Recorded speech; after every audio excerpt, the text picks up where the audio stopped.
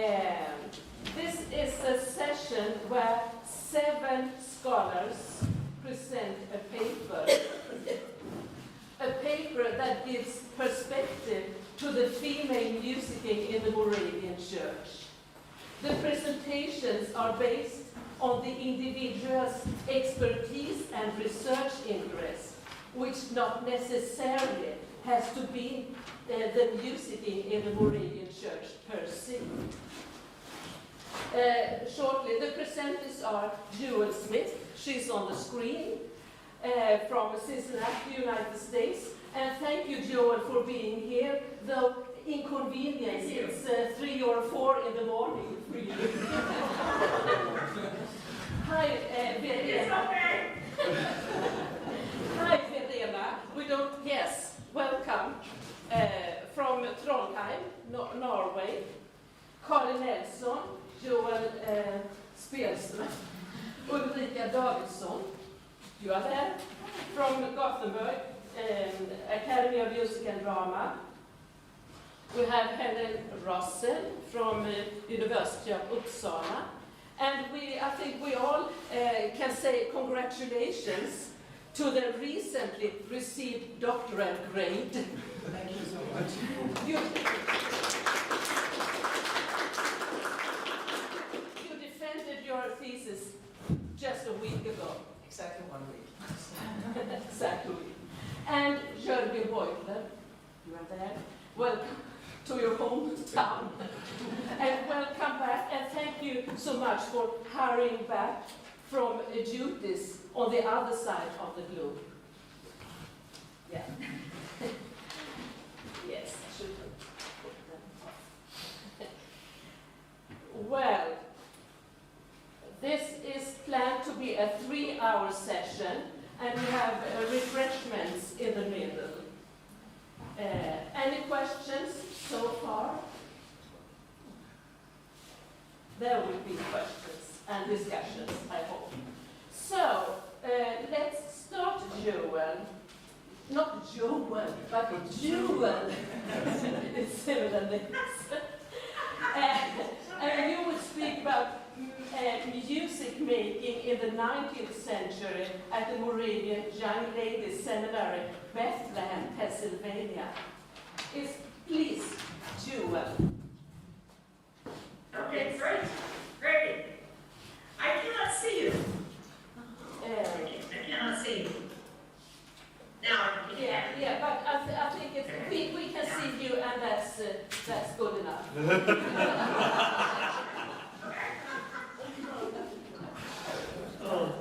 All right. Okay. Yes. Thank you so much for inviting me to be part of this symposium. This is what a delight. What a true delight. I just wish I could be there in person. But nevertheless, I serve on the faculty at the University of Cincinnati, and I teach music history courses because obviously I'm a musicologist. And I do a lot of teaching in women in music, and then also in the 19th century. And so I have published a couple of books. One was a revision of my dissertation, which was on the Moravian Young Ladies Seminary in Bethlehem, Pennsylvania, and I'll show you the book. So that is the book on the Moravian Young Ladies Seminary, and then I've also published another one, and this is about other women's seminaries that I was so intrigued with what the Moravians were doing that I wanted to see if that was normal or if they were above and beyond. And so I did go outside the Moravians and do other research, and I found out that the Moravians actually were way ahead of other people. So this is pretty exciting. So today my paper, as Christina said, is music making in the 19th century at the Moravian Young Ladies Seminary, Bethlehem, Pennsylvania. I will begin.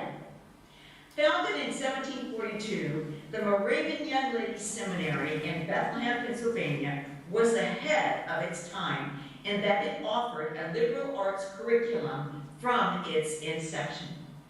Along with its rigorous academic program, the seminary maintained a high reputation for its music instruction. This often positively influenced parents and guardians to send their daughters and wards to the school. Playing the piano was the foremost musical art regularly taught at the seminary and was one of the few public accomplishments appropriate for young women. Based on the number of piano students in the teacher's class list, the number of pianos housed at the seminary, and the number of requests for piano study in the correspondence from parents and guardians, the majority of the students who elected to study music were studying piano. In this paper, I will examine the piano instruction offered at the seminary along with piano performances. Although the seminary students gave many vocal performances, and you will see some reference to some of those, I have decided to focus on the piano instruction and performance since there is not enough time to give an overview of both piano and vocal music. The study of music was a major concern of many parents, judging by the numerous comments in their correspondence. Requests to change teachers, to increase the number of lessons received per week or the amount of practice time allowed, and to ask about a student's progress were among the topics often addressed. While some regarded learning to play the piano as an important skill for a student to acquire, the larger majority considered it a fine extracurricular activity, as shown in a letter from Samuel Seward. And I'm going to share my screen, and let's see here. Just a second here. There we go. Can you see the PowerPoint? No. No. You have to. You cannot. All right, just a second. Just a second. Exit full screen. Yes, I exit full screen. And then Jewel has to be able to share screen. Can you try again to share screen? Or absolutely. Let's see here. Just a minute. Share screen. All right, now let's see. Now can you see? No. Can yes. Joel kan du säga. Joel?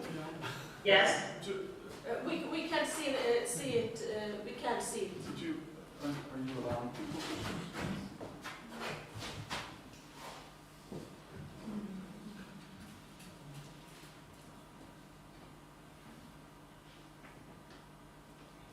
Oh, you've done it. You've done it. Yes, we can see it. All right. The only thing is that you've selected your Now we Yes. Yay. Okay, good.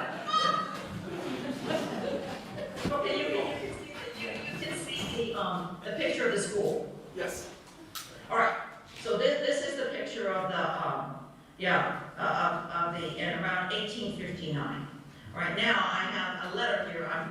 A portion of a letter I'm going to read, and this is from Samuel Seward, and he says, "I received a letter from Louisa by post mail in which she informed me she could not come up to her wishes in learning music, and that if I would consent, she would relinquish it.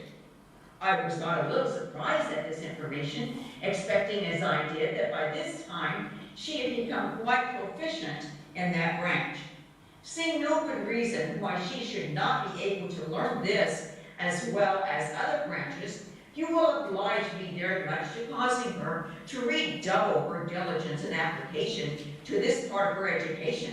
I have already made some arrangements preparatory to getting her a piano against her return, and cannot think of her giving up. You will, sir, therefore, do me a particular favor by compelling her to do her duty." So he was not happy with his daughter wanting to stop lessons and was not going to permit it. In many cases, students did not have the opportunity for further music instruction after they left the seminary.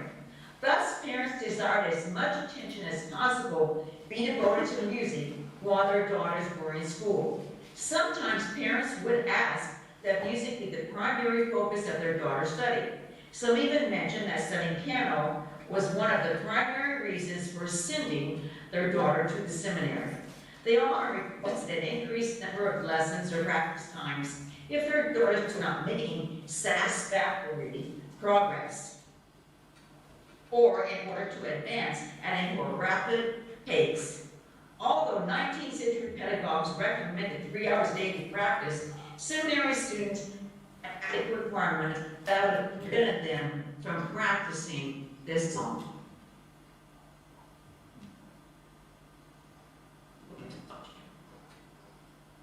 Okay, all right. Parents frequently insisted that as much time as possible be allowed for practicing, as long as it did not interfere with other studies. As students advanced, they often required longer or more frequent lessons per week and required additional practice time. Sometimes parents suggested that other subjects be relinquished in order to provide more time for music. Georgiana Dorr, another parent, expressed her concern over the little time allowed for her daughter to practice.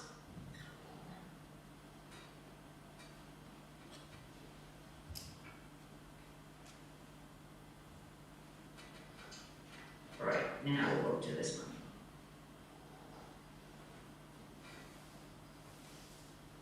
Okay, and she says, in regard to Mary's music, I am very glad she is found sufficiently capable to be put with a hired teacher, but I fear she will not be very much benefited unless some arrangement can be made for her to have more time at practicing.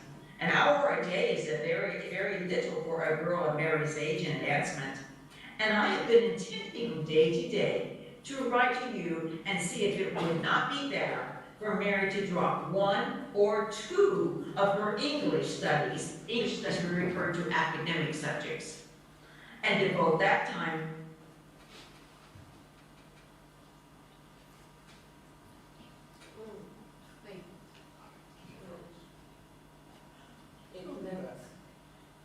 She's freezing.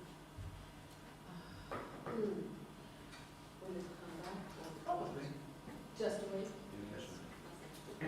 Yeah. There we go, stop here. Can you hear us, Jewel? Yes, I can hear you. Can you hear me? Oh, you're back. It's a bit unstable connect. So you are freezing, your picture is freezing. That's what I see. All right. Well, but can you hear me though? Yes, Yes. if you try turning off your camera, Jewel, it might help.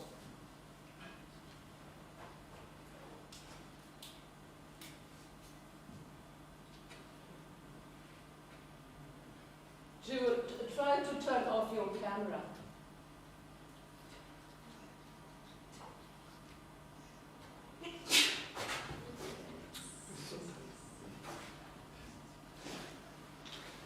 Yes. Exactly. That's-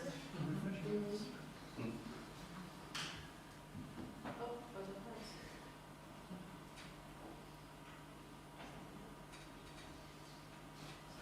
We give it 2 more minutes. We wait.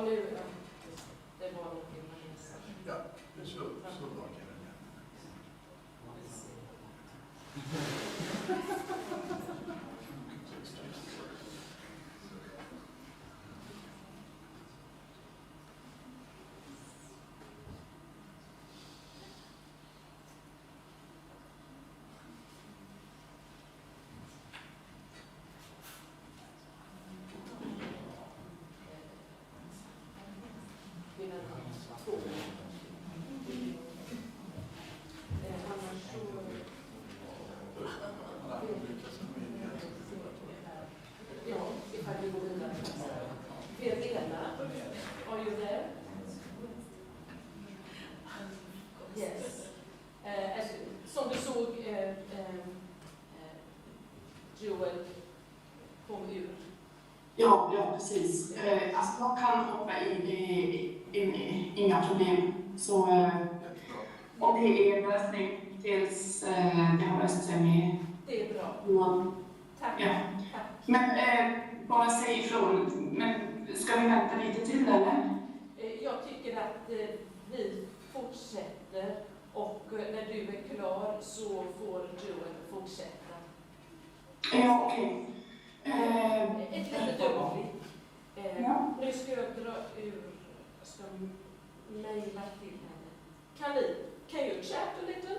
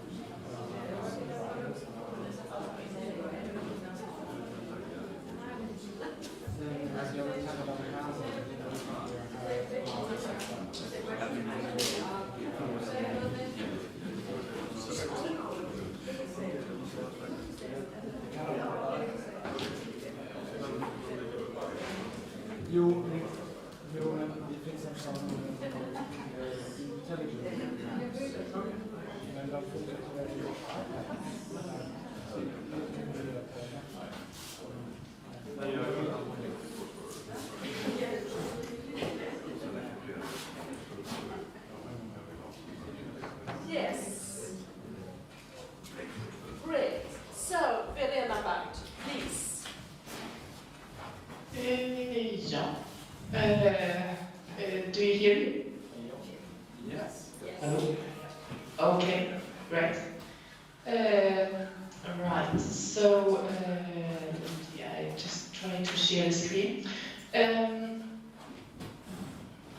Yeah, so what I did is that I recorded the session yesterday, but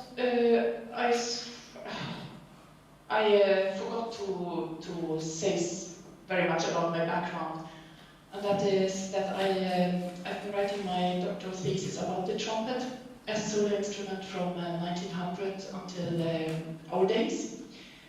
So this is why I'm going to talk quite a lot about the trumpet, and then my postdoc was about the trumpet and gender. So this is why I was asked to contribute something about gender aspects. And yes, so I have been very much into Moravian music making. So you need to bear with me if I don't know as much as you do, but I can have a discussion afterwards. So now I just start my my presentation. There is no sound.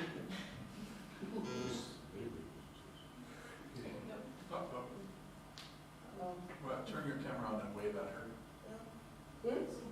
Sätt på din kamera.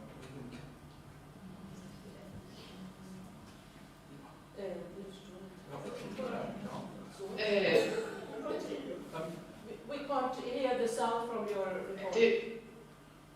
Okej. Jag tror det hänger samman med att jag måste unmute mig här.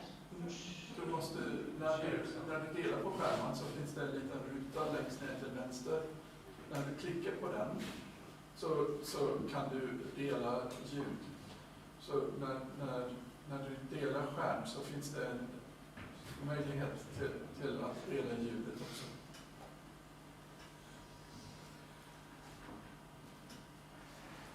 Och den är var igen? Ser du den vita rutan var du kan välja vad du vill dela?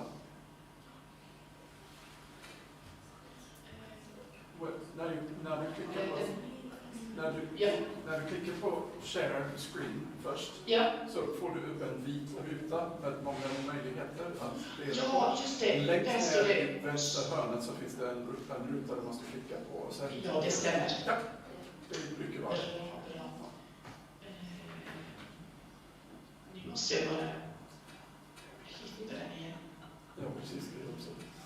Vänta lite. Luft. Ja. Det var inte så lätt. Ska vi se. Okej, snart.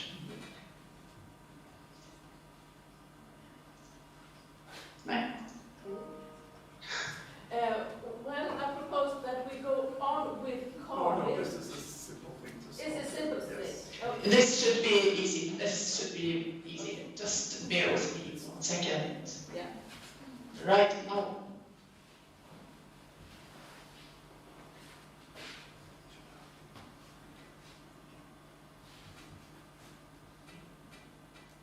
Good morning. Yes. Yes. Yay. I'm new curator at the Seminary Music Museum in Trondheim. First of all, thank you very much for inviting me to this conference. I'm very much looking forward to learning more about the music of the Moravian Church, about its cultural and religious background and history. What I hope to contribute to this topic is my focus of research on musical instruments and gender. The idea is to shed light on the single sister's use of instruments with regards to gender, and to embed this activity within a wider cultural perspective with the aim to understand the preconditions that form their musical practice.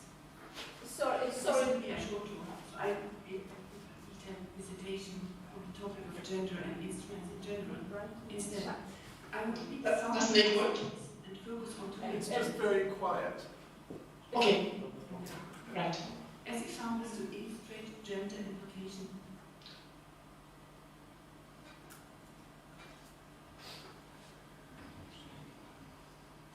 Har ni höjt ljudet på Christinas? Jag tror att det är bra på det. How we can change that? In the video is the sound all the way up.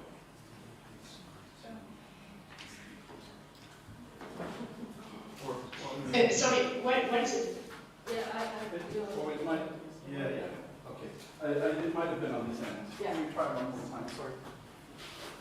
Sorry, did you say it wasn't perfect? Yes, I think so. Yeah, okay, great. So, shall I start again, or? Yes, Yes, please. Okay, great. We have an extra time between the colloquium and the lunch, so there's no panic. Okay. Sorry for you. Okay, let me know if it doesn't work.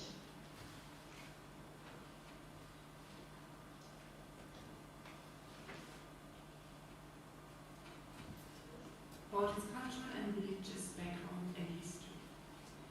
What I hope to contribute to this topic is my focus of research on musical instruments and gender. The idea is to shed light on the single sister's use of instruments with regards to gender, and to embed this activity within a wider cultural perspective with the aim to understand the preconditions that form their musical practice. This will be a short talk, so I won't be able to give a detailed presentation on the topic of gender and instruments in general. Instead, I will pick some aspects and focus on two instruments, namely the trumpet and the harp, as examples to illustrate gender implications in musical instruments.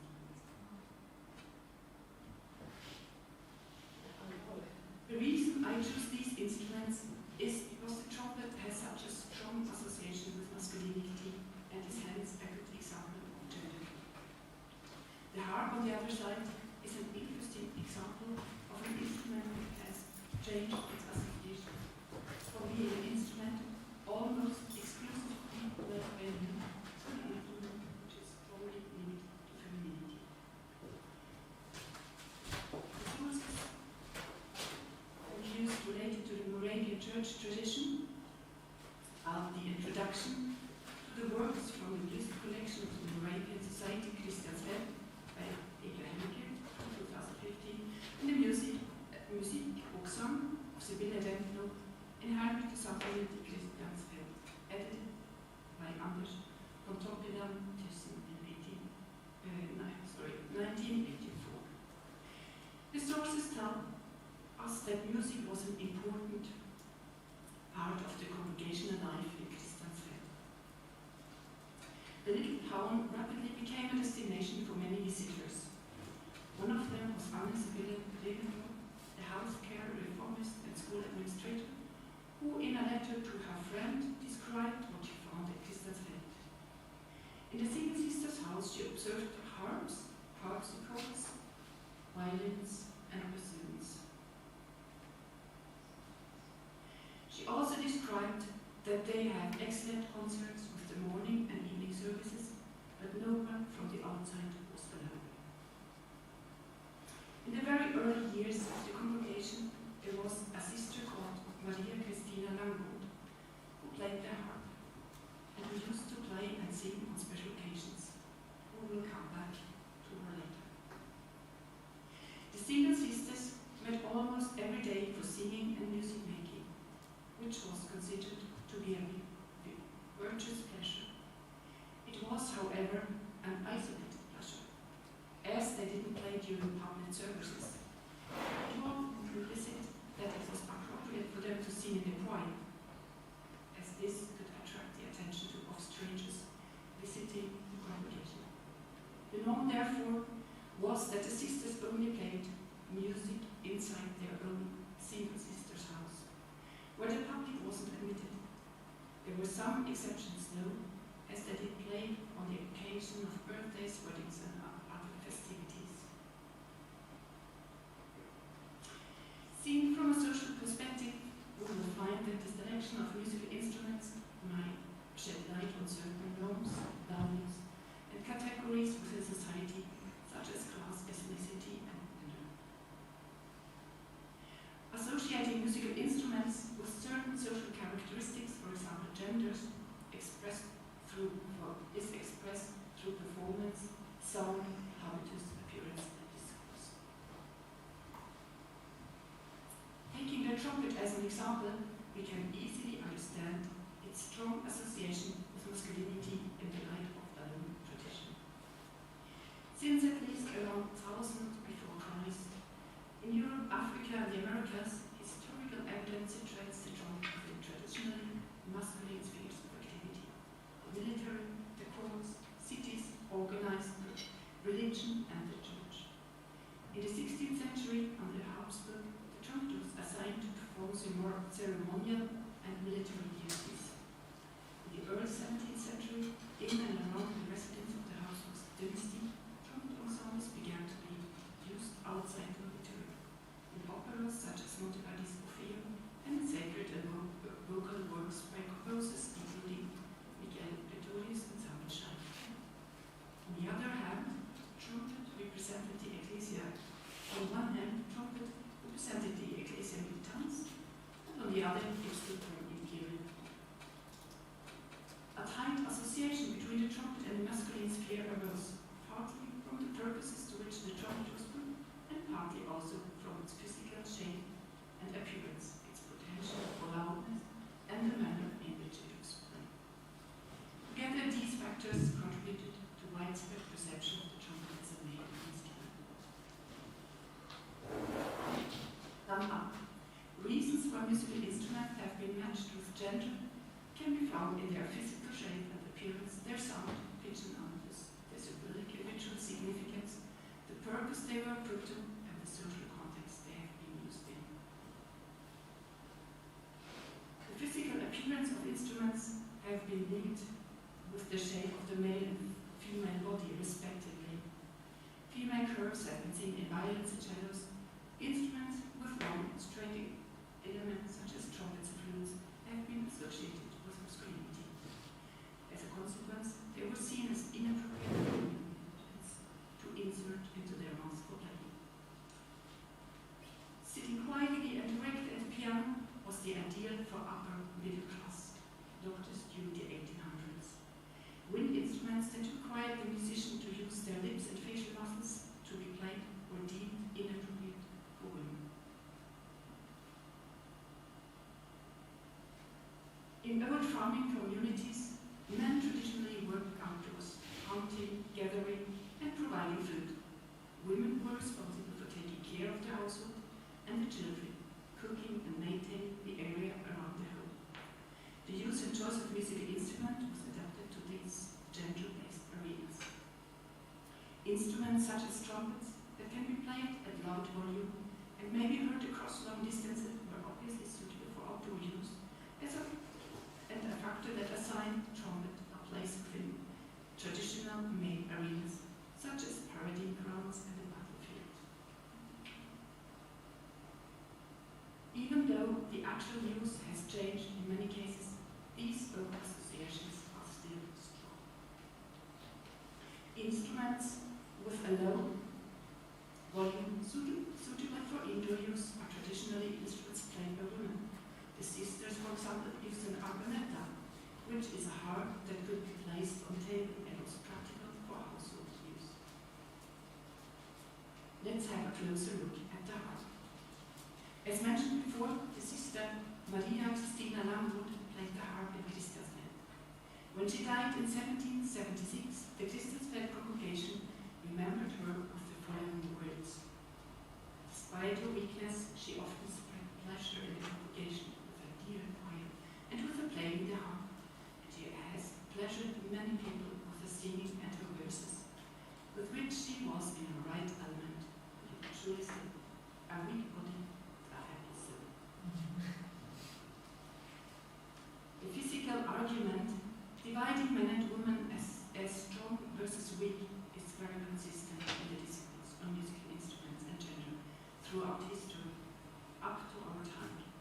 An example of this would be the power discourse related to the trumpet, the arguments trying to justify the exclusion of female musicians. This is a quote from an orchestra player in Germany made in 2009. A large orchestra can play extremely loud, and this places extreme physical demands on the musicians. So I think a woman would come up against her physical limitations. For me, there is a general barrier where I feel this is something a woman would only be able to do as an exception in extreme cases, just because of how she is built. We have to accept reality. In the minds of performers, power or physical capacity and masculinity are allies. In other words, biology is invoked to explain cultural norms. The harp is a very interesting instrument to have a closer look at in terms of gender association, and this changed rapidly. Until the pedal harp was invented in the mid-1700s, harps were folk instruments with a clumsy hooking mechanism to alter the pitch of the string chromatically. The pedal harp opened hitherto unimagined possibilities on the harp. The new instrument with pedals was capable of playing much more complex music. French writer and musician Stéphanie Félicité de Joly was one of the most important performers, playing harpsichord repertoire on the harp. She wrote, "As I was the only person playing harpsichord pieces on the harp, my success made a real splash. All the young people wanted to play the harp." Madame Joly soon became one of the very outstanding harp performers and was so closely associated with the instrument that she very much formed the perception of it. As a consequence, the harp became a powerful feminine symbol, as it ticked several of the important boxes for instruments suitable for women players. The instrument was well suited as an accompanying instrument. It was a domestic instrument, and the instrument didn't alter the player's bodily position or facial expression, as was the case with keyboard instruments or plucked strings instruments.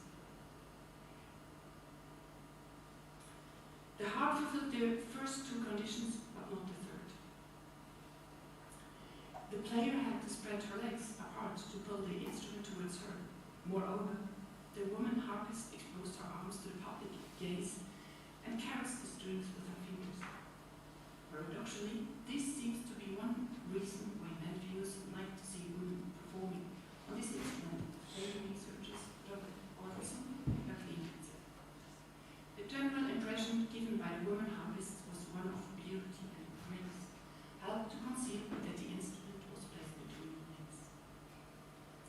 No other instrument in Western history became so rapidly and so strongly linked to one sex than the harp in the mid-18th century France. Back to the single sisters in the Moravian congregation Christiansfeld. In 1776, the sisters got an own single sisters' house. The importance of the separation from the other sex led to the sisters playing the instruments needed to play in a complete orchestra. In Thyssen's introduction, you can read that the music performed was for choir, solo, string orchestra, and wind instruments, such as flute, oboe, clarinet, bassoon, horn, trumpet, and of course horn. I didn't become entirely clear for me if this described the congregation in Christiansfeld in general, or the single sisters' musical practice in particular. Maybe you know better and can advise after this talk and we can have a kind of discussion. But what we know for sure is that they played bassoons and violins as well as bass, which are unusual for women players at that time, along with instruments that were considered appropriate for women musicians such as harps, general and piano. The exclusiveness and locked nature of the single sisters' music was meant as a protection from bad influences from the world outside, as well as danger from the opposite sex in the congregation. As a consequence, this both created and provided a free zone for the use and choice of instruments, unusual to female musicians at that time. This is a very interesting aspect of the single sisters' musical practice, and I am hoping to be able to examine it further in the future, as I am happy to get your ideas about it and discuss it with you. Thank you for listening.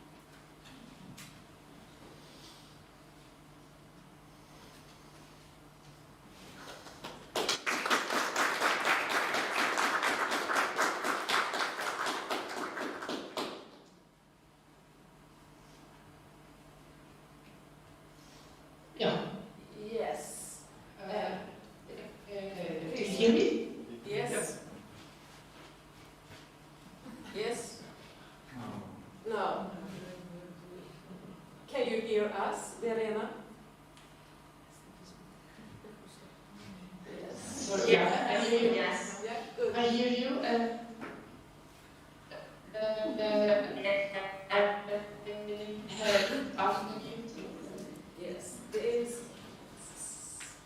The internet is unstable. There's a chat. Yes. Jewel, do you hear me? I do. Yes, yes. Seems to be something maybe on their side. I wonder, can they not hear Robert? No, I think so. That's strange.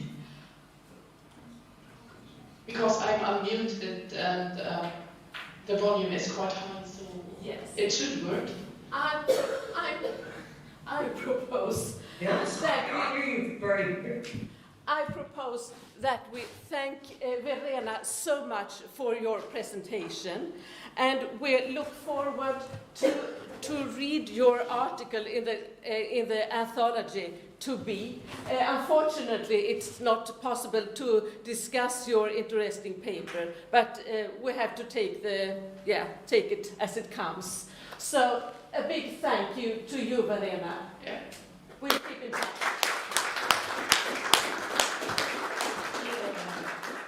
You're most welcome. It was a pleasure. Thank you. Well, Jewel, can you hear us?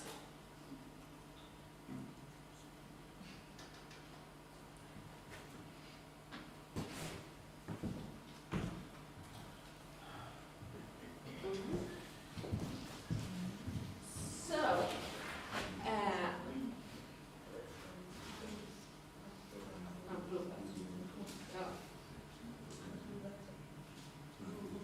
Can you hear us, Joel?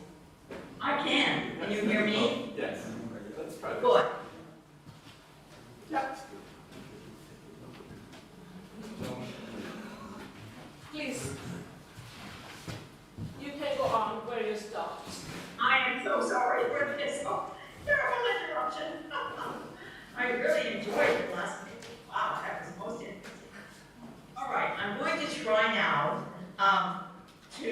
go on with the letter from Georgiana Dorr, who expresses her little time. Well, I think we actually have done that. I did that one letter, all right. So now, I will continue. In order to ensure proper instruction, seminary teachers use the most up-to-date pedagogical methods along with exercise books, contemporary repertoire, hymns, and theory lessons. During the period 1815 to 1860, the seminary purchased over 20 different method books. The school constantly upgraded its primers, thus testifying to its desire to keep abreast of current methods of instruction. The primers employed included those by George Blake, J.B. Kramer, Henri Bertini, Ferdinand Beyer, and Nathan Richardson. Teachers examined students in piano as in other subjects and submitted written reports regarding their progress. According to surviving sources, many of the students progressed well in their piano study and gave their instructors much satisfaction. Henri Paling's assessment regarding Bertha Canals testifies to her remarkable ability, and I'm hoping that I can share my slide.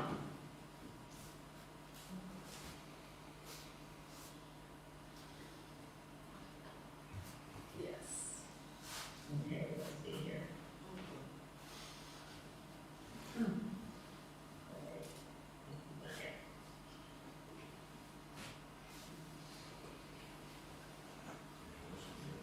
Share. Well, I really want you to see this. You cannot see it yet? No. And the picture is freezing. But that's not. It's not. All right, now we can. Now we can.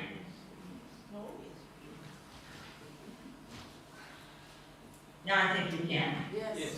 It's yes. Okay. All right, and so Henri Paling, her teacher, says, if continuing to have the desire of an experienced player can become a pupil who surpasses her teacher, I hope whenever and wherever she might play, the audience will pay the homage to her talent, which she deserves now already. My sincere hope is, however, that the public will appreciate her talent and feel happy that America possesses a prominent female pianist. All right, I'm just going to leave that up there. I think is that okay if I just leave the slide up so you can visit the next one? Yes. However, not all students showed as much talent or motivation. Health problems, lack of patience or interruptions all hindered some students in making consistent progress. Because women in antebellum America, by and large, did not enjoy public concert careers, they have often been perceived as not having the technical abilities to perform the repertoire heard on the stage. Instead, many musicologists and other historians, for example, have assumed that they were capable only of providing music for the parlor or the church. These assumptions present a distorted picture not only of what women at the time were performing, but also the popular concert repertoire. Although much of the literature played at the Young Ladies Seminary would today be disparaged as salon music, during the first half of the 19th century there appears to have been very little difference between salon and concert programs in Europe. In fact, the salon enjoyed equal status with the opera house and the concert hall. It bridged cultural barriers and opened doors of opportunity for exposure in social circles. It was in this locale that some musicians chose to perform their serious repertoire and played repertoire of a more general interest on public concerts.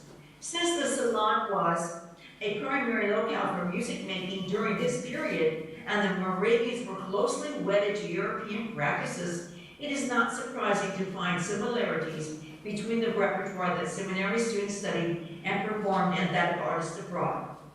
Although performance opportunities were limited for 19th century women, musical entertainments were held at the seminary 5 to 6 times within the academic year.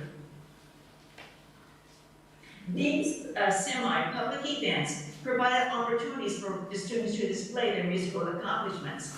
Musical entertainment programs included choral works, solo and ensemble piano or vocal performances, dialogues, and recitations. Piano performances were an important part of the program. Now this is a musical entertainment program that I want you to take a look at here. And so on the one side you'll see the facsimile, and then on the other side you can see the diplomatic transcription. And you'll see how this is, and this would have been open to the public, but no tickets would have been sold. But many people attended. So they would have begun with a hymn. So here they're singing the Lord's Prayer. Then the next is just music. So that's a variation for two performers. That would have been piano. And then a recitation. And then music a cavatina. And then we have a Leeway and Away an Early Day and a vocal duet. And then you see on the students who are performing. And then a music for the piano forte, then a recitation, then more music, a chorus, Away, put on string, and then a rondo for two performers on piano, a vocal quartet by Brunner, variations for two pianos, and then a chorus by Hummel, and then a recitation, and then a conclusion where everybody would have sung, as they would in the beginning, the hymn. So in the conclusion, Lamb of God, thou shalt remain forever. So that would have been an example of a musical entertainment. Reviews of these events in the Moravian, the local newspaper, which was established in 1856, gives an insight into the repertoire the students performed and their critical reception. The seminary had a reputation for its music instruction and high quality of performances. Thus, these events drew large crowds.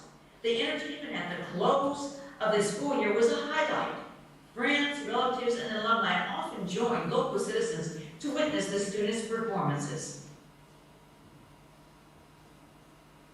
An investigation of the piano repertoire performed at the seminary reveals that the students played current literature. And I'm going to show you another screen, so you will see here.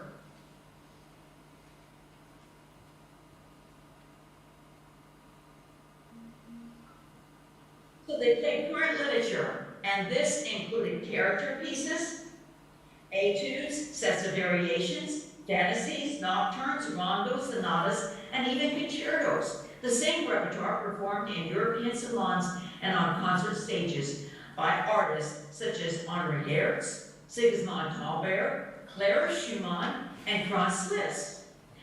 Contemporary 19th century European and American piano literature was the main source of the students' repertoire.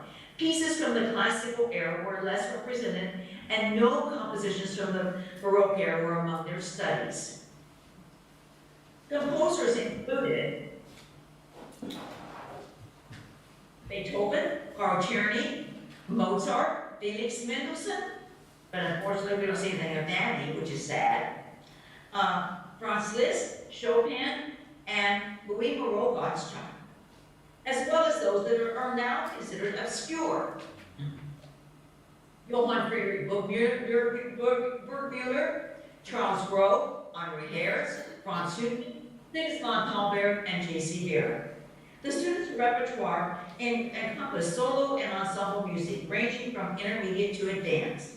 And this is an example of a more difficult piece by Thalberg, the Dusium Nocturne.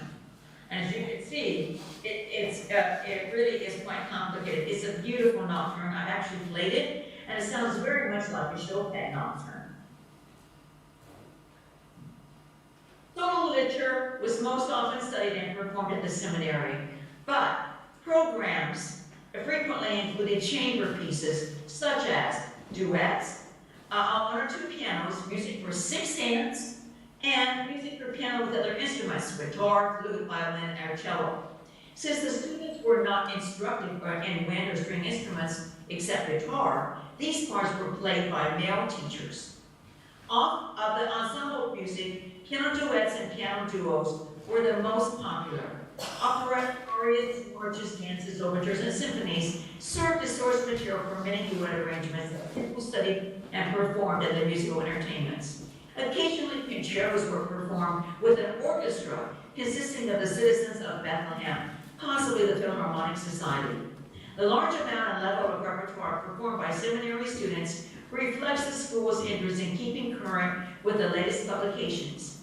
I am going to close with reading part of a review of the musical entertainment on July the 11th, 1866, from the local newspaper, the Moravian. As you will see, this review testifies to the seminary's continued reputation for musical excellence and the level to which the students aspired.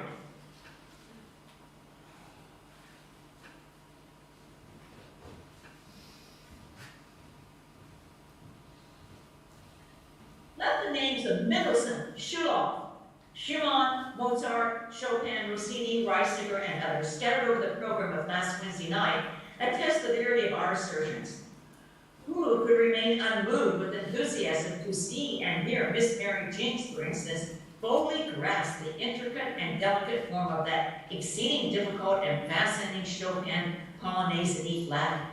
Or to note Miss Nettie B. Corey's neat manipulation of the pretty romanza from Mozart's Septet in D minor?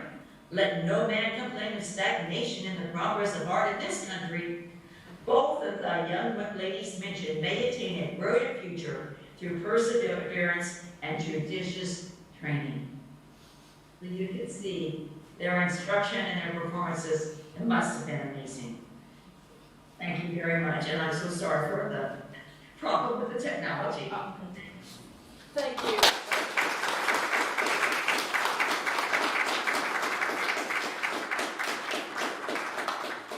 We can open up a few minutes for questions or reflections about the musicking in Bethlehem.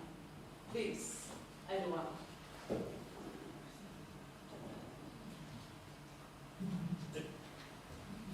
Were there similar rules for music making as there are here?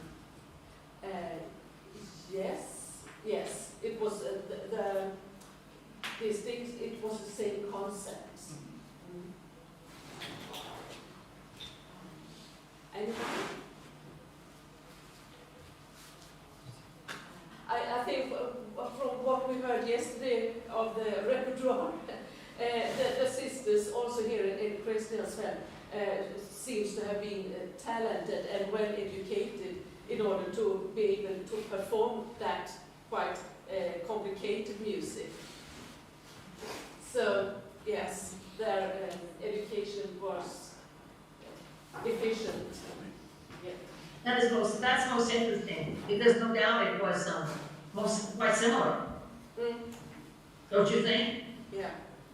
Yeah, me too. I mean, I think I've always been amazed at how progressive the Moravians were.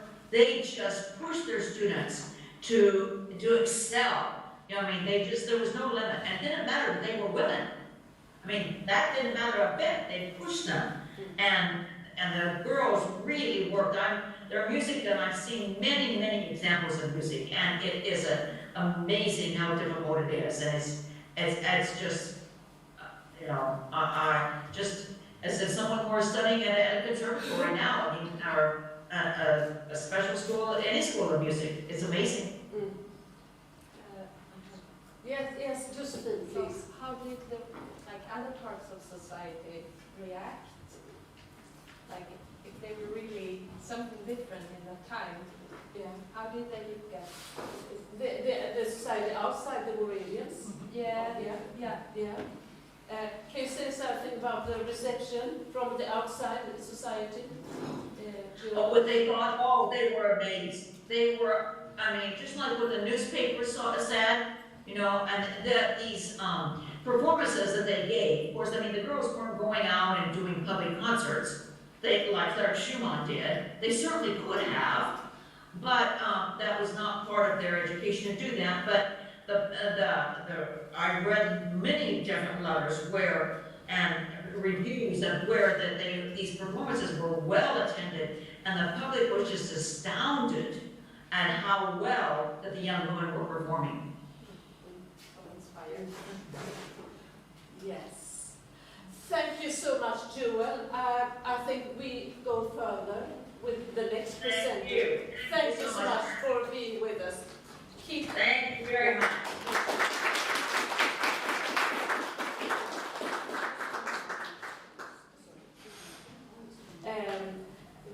I propose 2 minutes stretching the legs before, just 2 minutes, and then we have a longer.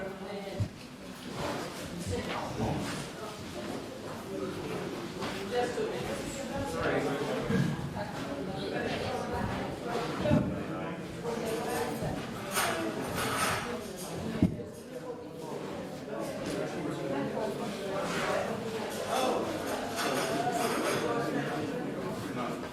Yeah.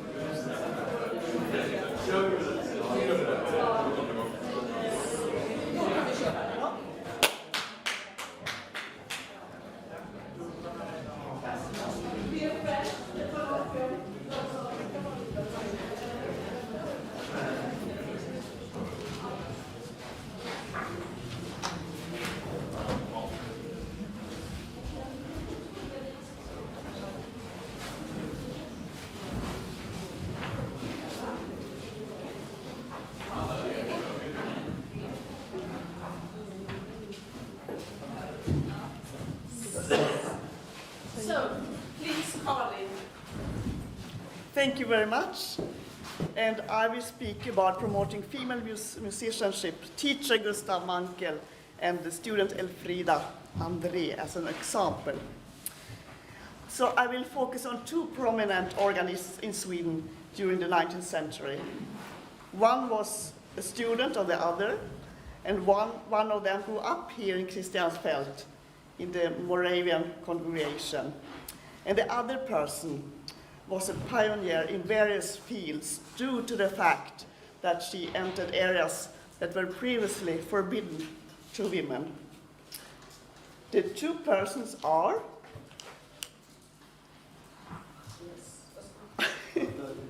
Gustav Mankel and Elfrida André.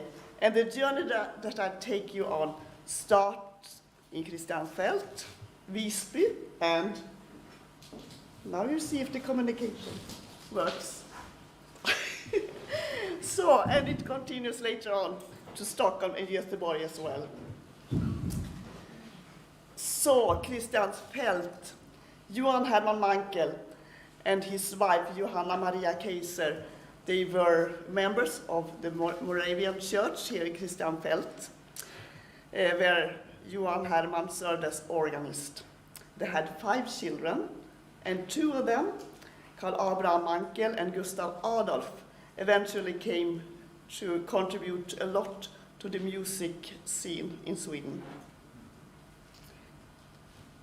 I'm just checking so you do your work. Good. When Gustav Adolf got older, he worked as a music teacher in Christiansfeld, and he had a good reputation for his musical skills. In 1833, he moved to Stockholm and eventually became organist in St. Jakob's Church and also professor in organ at the Music Academy. He gave many concerts and he had a reputation for being a brilliant improviser as well.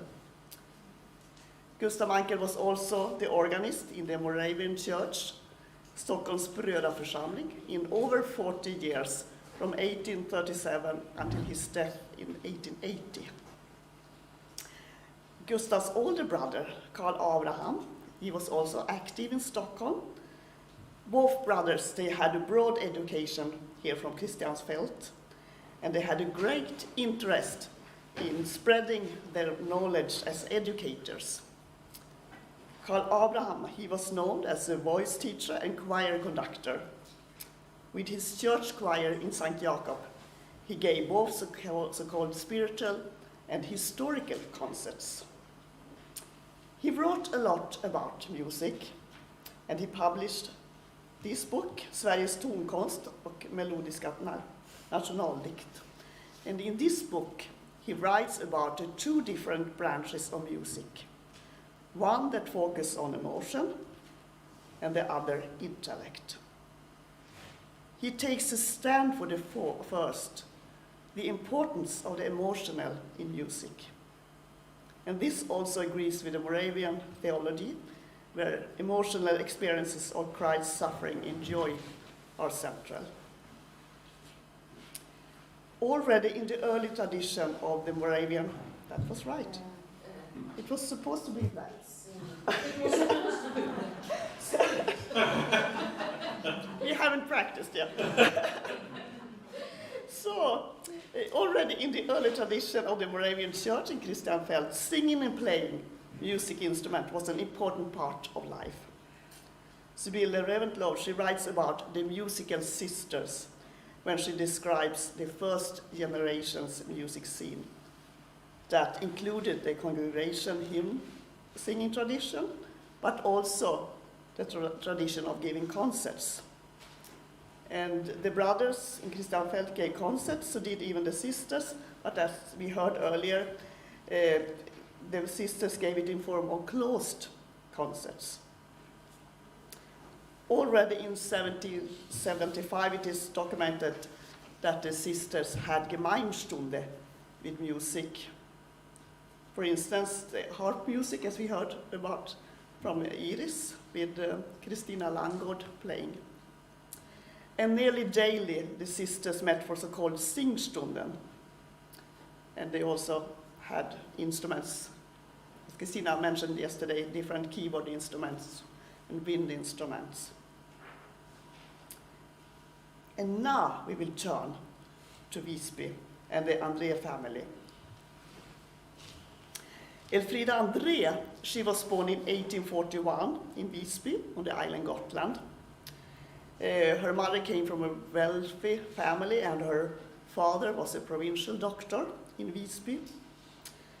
The father, Andreas, was also active in the community and often debated in newspapers, in Visby Veckoblad, for instance. And one of his common topics was citizen responsibility, which included universal education for all girls and boys. The city had two cultural personalities depending on the season. In fair weather, when the sea was open, the ports were open to the outside world. Ships came, and with them people and modern ideas. These thoughts were noted and stored away. But in wintertime, the island was completely closed off, and the city in Visby was isolated. No visitors could come. This was, of course, before the airplane era. So during the winter, people on Gotland, they gathered. They took up those latest ideas. They met in various constellations and considered the modern developments and reflected also after the summer season. Especially through the family Lyth on Elfrida's mother's side, the family André had connections with several members of the parliament in Stockholm. During the 1850s, there were heated discussions about how to improve women's opportunities for education. For instance, in 1845, equal rights of inheritance were extended to women as well as men. In 46, trade and handicraft freedom was extended to women. In 53, women were permitted to become teachers, and the following year, in 54, women were allowed to study voice at the Music Academy. Abraham Mankel, he visited the André family in Visby and wrote about two very young girls and their musical skills that very much were promising for the future. And he sure was right. Some years later, in the middle of 1850s, the two sisters, Fredrika and Frida, they moved to Stockholm to study music. And they spent a lot of time with the families of Abraham and Gustav Mankel, who became a substitute for their own family in Visby. In 1857, Elfrida began taking organ lessons for Gustav Mankel in St. Jakob Church. They met twice a week for lessons, and she brought home to her parents that Mankel was quite happy. A few months later, she was the first woman in Sweden to graduate with an organ exam, or organ degree. Because being a girl, she was not allowed to study at the academy, so she was forced to study privately. Gustav Mankel had suggested that the organ exam should be in St. Jakob Church, where he was organist. And the exam was preceded by extensive closed-door lobbying led by Elfrida André herself, her father, members of the parliament, and of course also Gustav Mankel. He was important in this process. Gustav Mankel, he offered Elfrida to substitute in St. Jakob Church, something that for him, coming here from Kristianfeld, where both girls and boys educated equal, that was no strange with that. But the clergy in St. Jakob parish, they were of a different opinion. It was considered inappropriate and disturbing to see a lady on the organ bench. The question is, of course, how much did he see of her? She was up on the balcony playing. Next, it will be black. During this time, she applied for the organist position in Stora Skedevig congregation, that is in the south part of the landscape Dalarna.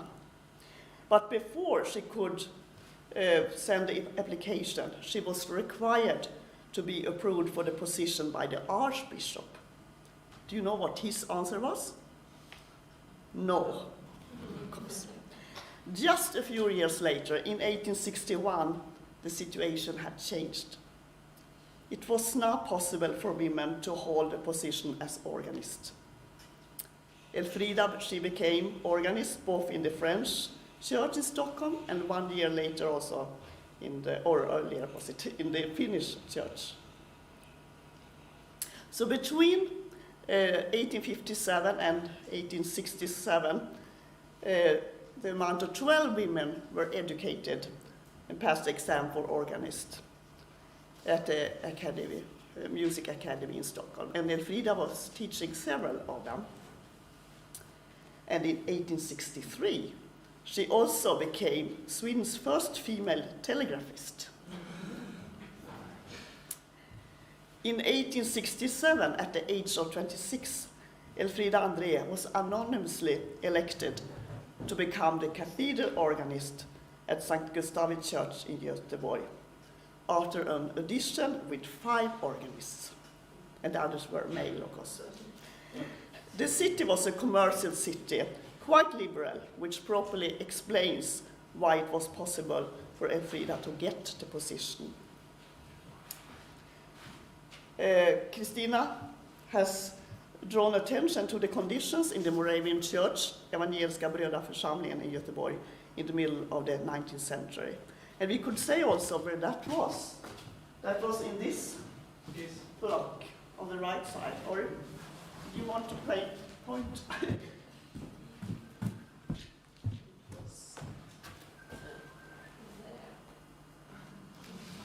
Is it right, Andreas? Yes. You work there? Yeah. And it still is. Yeah. That's important. Yeah, it is still, so it really looks like this. It's very similar even today. So in the Moravian Church in Göteborg, there were several female organists in the mid-1900s, in around 1850. For instance, Sister Münzer, remember her name? I will speak about her later. Sister Henrietta Werner, Sister Marianne Björkman, and Amalia Zetterborg. There was also a connection between the organist positions and the teaching position in Societetsskolan, the boarding school for girls. The Moravian Church movement in Göteborg started at the end of the 18th century. Education for girls was an important part of the church. The school educated mainly girls, but for a few years in the early 1800s, when boys were also welcome, but then in separated classes. According to the Moravian Church, girls and boys would receive equal education. The students in Göteborg, they received a broad education. The girls studied, of course, Christianity, but also several languages: Swedish, German, French, English, and also geography, history, mathematics, household, music, drawing, and sewing. The organ in the cathedral had recently been rebuilt by Markusen and Son and had 51 stops and became one of the best in Sweden. And here is the view from the balcony. It's not the organ, but this is what the organist could look down to in the church. It's also quite similar as it looks today. One of the organist's responsibilities was to take care of the organ. And here Elfrida André had probably received a lot of guidance from Gustav Mankel. He published a useful guide for organists about this. And Elfrida gained soon confidence to take care of the instrument. And I actually have this. It's very good written. It's something we all should read, organists, how to take care of an organ, tuning reeds. He gives really practical examples. Gustav Mankel, he also wrote an organ school where he mainly included Lemmen's organ school, translated that. That's also worth looking at. In 1868, Gustav Mankel came to Gothenburg to inspect some organs, and Elfrida accompanied him. After the first day, she wrote to her father that she was so tired after 6 hours of intensive work with various organs. Apparently, Elfrida quickly gained self-confidence. She wrote in her diary in the evening that she had hoped to be able to learn new things from her former teacher, but that she, after that particular day, understood that she was such an experienced organist that the professor had nothing new to teach her. And during the same decade, in 1865, Marcus and his son built a new organ here for the congregation hall in Christianfeld. And the instrument was a success, and Gustav Mankel was involved, and he praised the organ builder that the hymn singing can certainly not be led by more adorable, delicate, and glorious tones than this is the case. And as we see, it's a lot of 8-foot stops, which give a very warm, wide tone, perfect for hymn singing, as we will hear later on in the afternoon when we all will sing. And the organ builder was Jürgen Andreas Markussen.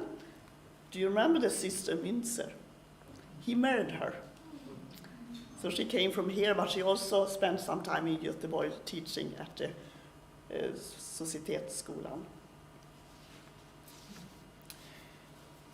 Do we have any idea how Gustav Mankel was as a teacher? Actually, we can guess a little. The Swedish author August Strindberg, he describes in the short story Den romantiska klockaren, he describes a professor who also was the organist in St. Jakob's Church. Although Gustav Mankel's name is not mentioned, it is accepted that this is Mankel. We do not know if there is any truth in Strindberg's description of this person, but the professor is presented with the following words describing the situation when a young candidate was doing the entrance exam for the Music Academy. Quote, "The professor, who was sitting on a chair next to the instruments, had a moving face as it was handled by a drawn string, and at the same minute it expressed contentment. It was darkened and contracted by the twitch of rage without anyone really being able to deduce the cause." End of quote. Elfrida André, she also experienced something similar about her former teacher, Gustav Mankel. They met in Copenhagen one Sunday in this 1870. She took some composition lesson from Niels V. Gade, and he was organist in Holmen's church. And when she entered the balcony that Sunday morning, she was surprised to see Gustav Mankel there as well. Gade showed the organ for them both, and Elfrida described in her diary that Mankel, he acted like a Venetian carnival doll with two faces. One face, full of rudeness, whispered to her how bad Gade's organ sounded, while the other face was smiling and cunning. Then he turned to Gade and said how nice the organ sounded. 2 years later, in 1872, Elfrida returned to Copenhagen, and this time she gave a concert here in Holmen's church, where Gade was organist. And we see here what she played. She played a couple of her own pieces, also a piece by Hartmann, who was the father-in-law to Gade. She played Gade and Mendelssohn and also Bach. You can look at this next page. Here we see some of her handwriting, Elfrida André's handwriting in one movement from her second organ symphony. She continued the trip from Copenhagen to Leipzig and made contact with the organist in the Thomas Church. And the organist there promised that she could practice in the church and later also give a concert in Thomas Church. She stayed in Leipzig for several months, and she waited on this concert. Nothing happened. Eventually, she met the pastor of the Thomas Church, and he told her the following. Der Vorstand hatte dasselbe Gefühl, dass es gar nicht passte, dass eine Frau in einer Kirche spielt. Sie sollten ja dann allein an der Orgel mit einem ganzen Chor sein. Das passt gar nicht. Wir haben hier in Deutschland nie von einer Organistin gehört. Sowas gibt es hier nicht. Es ist wieder der deutschen Sitte. So, there was no organ concert with Elfrida André in the Thomas Church. According to that pastor, that was appropriate. The same attitude that she had heard from the archbishop and also the pastor in St. Jacob a few years later. In 1880, Gustav Mankel died. And Elfrida André, she applied for the position after him as organist in St. Jacob, and also she applied for the professor position at the Music Academy in Music. But without success, it was another student of Gustav Mankel, the male organist Wilhelm Heinze, he was chosen. So, some conclusion here. Two parallel roads made it possible for women to become organists in the middle of the 19th century in Sweden. One road passed through the Moravian church and the other through changes of attitudes and laws. And the next. The Moravian church advocated equal education for girls and boys before the Swedish state. And as we heard, you will speak about also, it wasn't only in Sweden. And the next. The Moravian church allowed women to work as organists long before the Swedish state allowed it. And finally, it took more than 120 years after Elfrida became the cathedral organist in Göteborg that Sweden got the second female cathedral organist, namely Kerstin Ek in Skara Cathedral.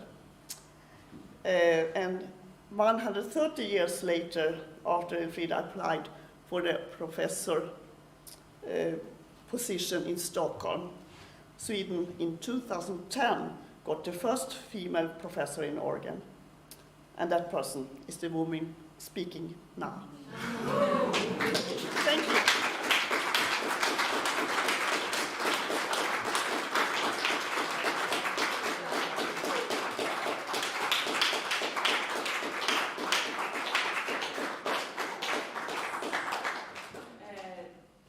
We open for questions. For questions? Yes, please. Everything is clear. We will hear one piece by Elfrida André in the afternoon in the church. As a postlude. Postlude, yes. And you will play. Yes. Mm. And we are several persons here from Göteborg, and I can just say from my personal perspective that I feel very much connected with Elfrida André, even if she lived in another century. But we walk on the same streets, we play on the same organs, as many of you students also has done. So I feel like it's some connection there. Mm. Would you say something about her compositional activity? Yeah, actually, one often say that her first organ symphony is the first symphonic organ piece in Sweden, actually. And she has 2 organ symphonies, and she has written a lot of music. And as it is for all courses, one have up and downs, so not all is on the highest level. But I think one really can find some really interesting pieces. And I didn't mention that, of course, she had a long life after Gustav Mankel died also. She lived until 1929. Her sister died, Fredrika died, and then Fredrika's daughter Elsa came to grow up with Elfrida, and they had a lot of, they worked a lot together. They also worked with folk music, with choirs, Elfrida was also a conductor, but that wasn't the focus today. Well, thank you so much.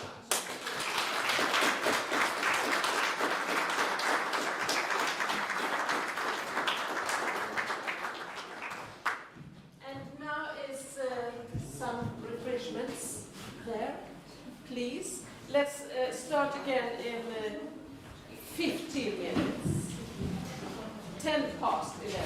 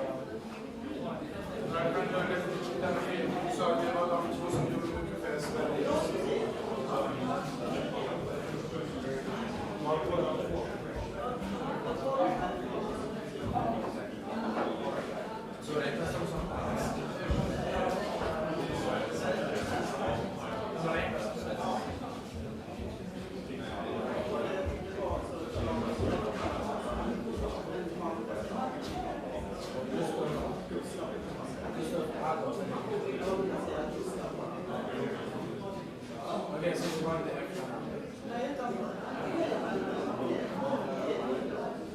Nej, jag vill bara fråga om det var två bröder eller om det var...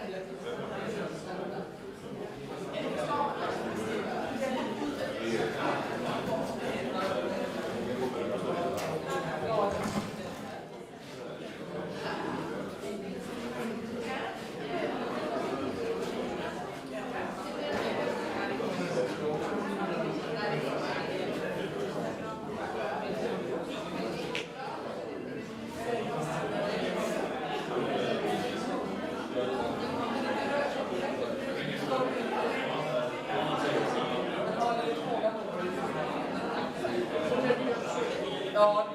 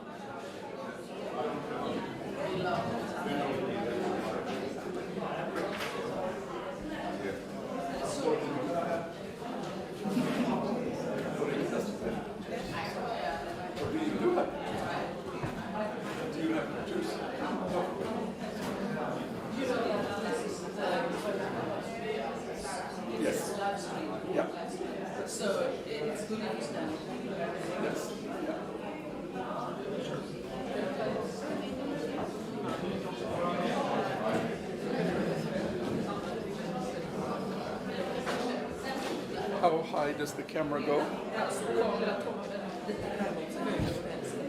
Are you going to play? A little bit, but not much. It will be mostly there.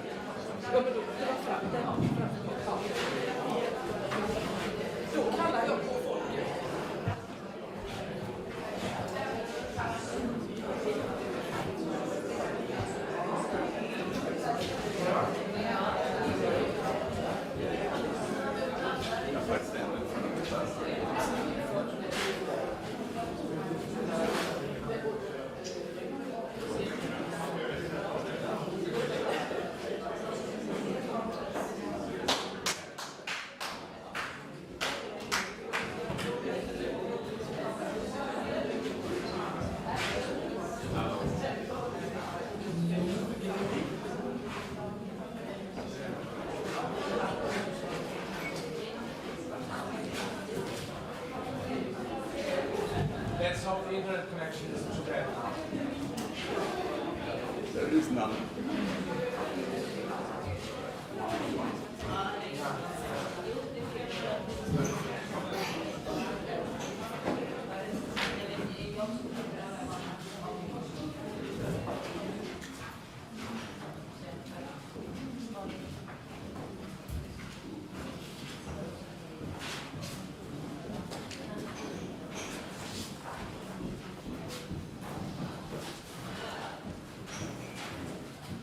Yes, please, Joel Spiersla and Ulrika Davidsson. Ulrika and I have had the great pleasure of working with the score material at the archives here in Kristiansfeld. And Christina has asked us to talk about to reflect on the process of playing from the music from the Sisters Choir. And we're going in chronological order here. I performed a few solo works and songs with Christina yesterday from Christina Müller's notebook, which has both songs that she accompanied herself and also some solo pieces. So before we talk about evaluating Christina as a clavichord performer, and I think there's some really interesting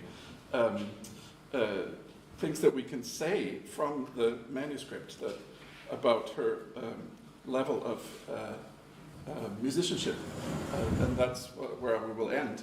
I just wanted to give a little background about what the clavichord is and what its role was in music making in Europe in this period.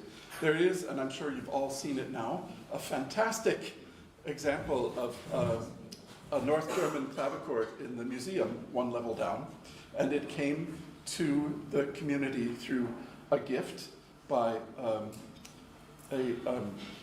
family who had a great house nearby.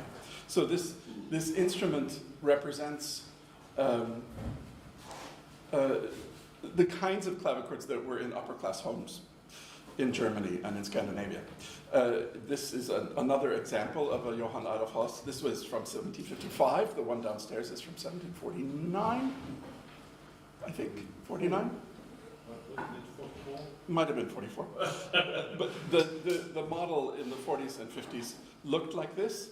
There was now a 5-octave range and both an 8-foot and a 4-foot bridge, which means that the bass was strengthened by a single 4-foot string in order to make the first overtone in the bass a little bit stronger. So it's a very professional model. They influenced instrument building here in Denmark and also in Sweden, where the clavichord went on to have a life until about 1820. So the clavichord was the first place you learned how to play both technically and musically in that small historical period in Europe from 1490 to 1820. This is an enormous tradition, and there's a lot written about it. And in Christina's time, there were also some books that were written so that in a sort of Enlightenment era move, the kinds of information about the really important things about performance practice could be communicated to a much wider audience. And we know that one of these was the Klavierschule of Türk that was clearly being used here. And another one was a book by Johann Sebastian Bach's son, Carl Philipp Emanuel, which was called The Art of Learning to Play the Keyboards. And they both recommend beginning with the clavichord, which people have done since 1490. So the organists, who had to learn to play pedals as well on big North German and North European instruments, had pedal clavichords at home, and that's been the focus of my research for many years.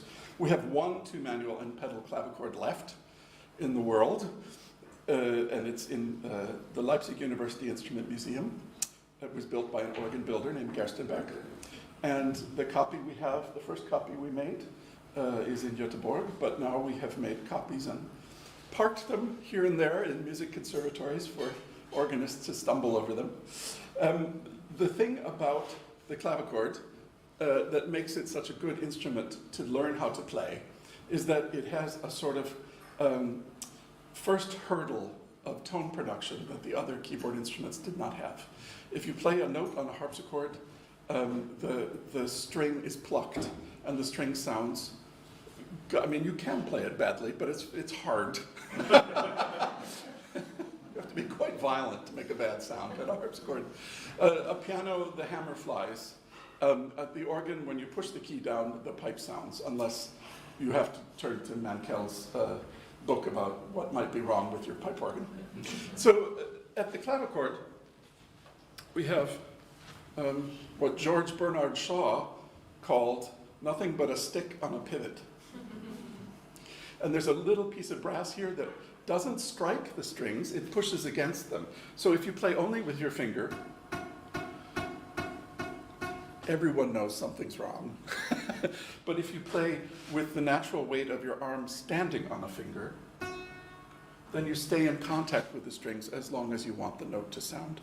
And this also means that you can play dynamically. Until the invention of the piano, this is the only keyboard instrument where you can play loud, in quotation marks.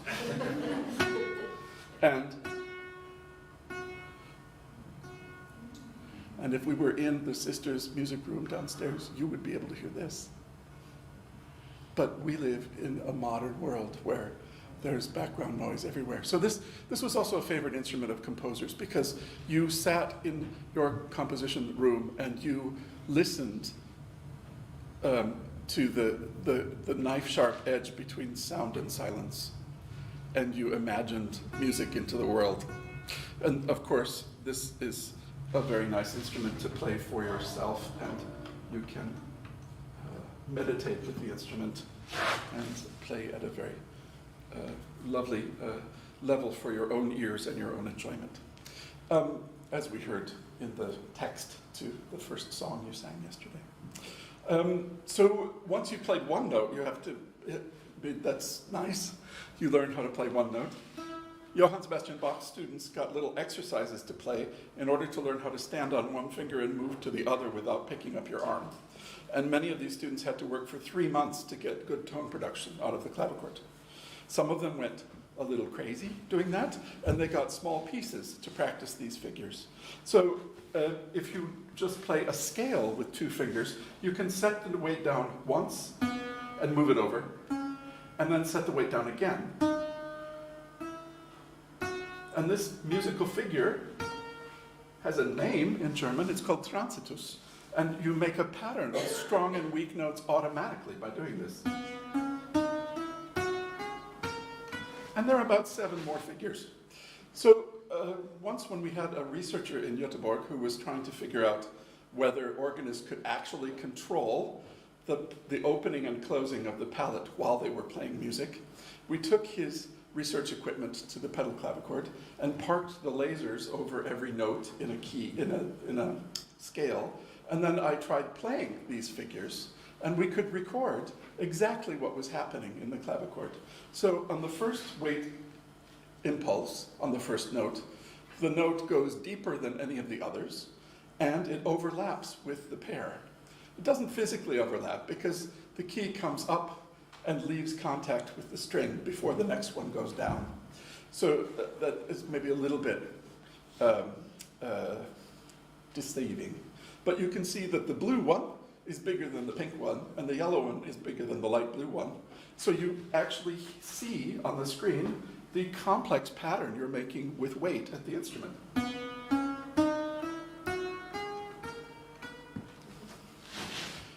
There's also a figure where you leave off the first note. You begin with suspiratio by going, it's an inward breath on the rest. So that the first note is an upbeat to a pair. And there are other figures like circulatio, which means you can stand in the middle of the figure on your 3rd finger and go up and back down. And I think you can hear quite easily that that makes a different pattern in the sound. I also tried tensing up and only playing with the fingers. you can see that that looks like chaos and it also sounds like chaos.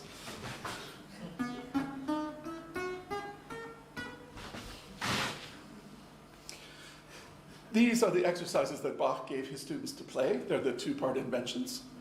And in Bach's own handwriting, I think you can see that the Suspiratio you just heard in the red squares, they look exactly alike. He had a memorized performance of the figure in exactly the same way as he had a memorized performance of setting weight down on the clavichord. In that first red square, you can see how far forward the first note head is and how the others are a little bit back and how the beams above the notes go up together. In the yellow ones, you can see that he's very aware that there are two triplets inside. And the black ones are really interesting. Those are the transitus ones. Every single pair has a singing shape of the beam connecting them together. That very first black one, so on the very upper left-hand corner, red, yellow, black. You see a convention that Christine also uses. We'll see it soon. When you have an octave or a larger leap, you put the beam in between the notes so that you know it's a unit. It's a syllable in music. So in the two-part invention, if you hear a young person playing it on the piano, they probably take it all in one hand position until they run out of fingers. And it sounds like this. Have you heard that?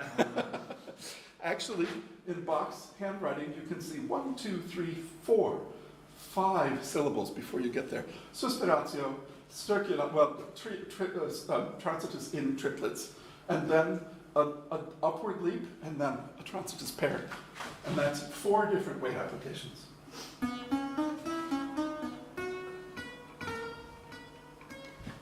And C.P. Bach tells us we have to always play with light and shade.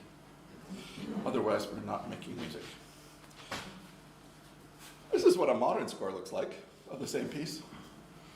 A whole lot of information just went. And the modern score convention means that you leave exactly the same amount of space between every single note head.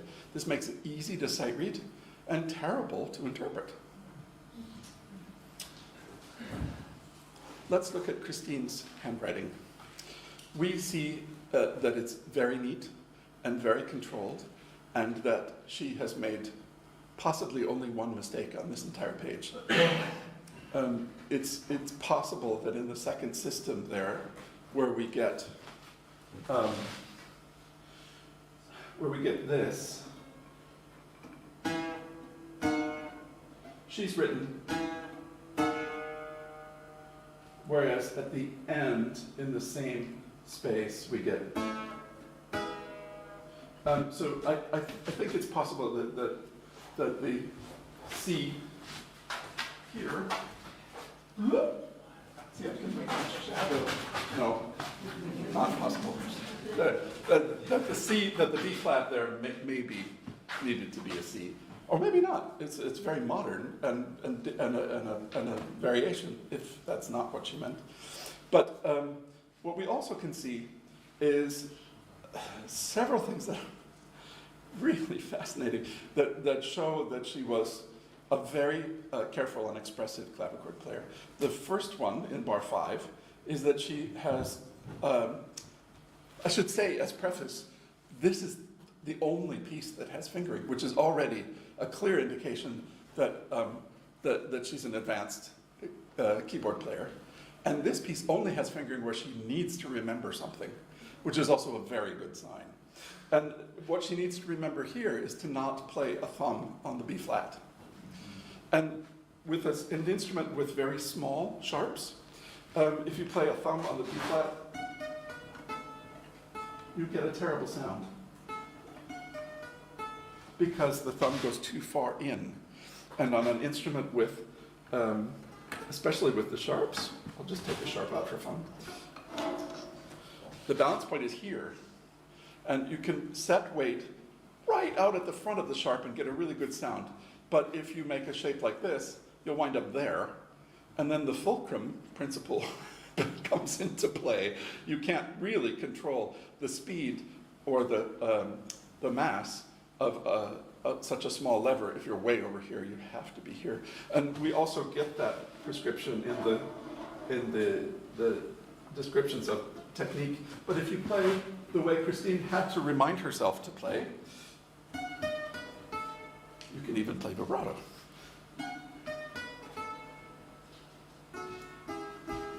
So that's one lovely little indication that is very controlled about what she's doing.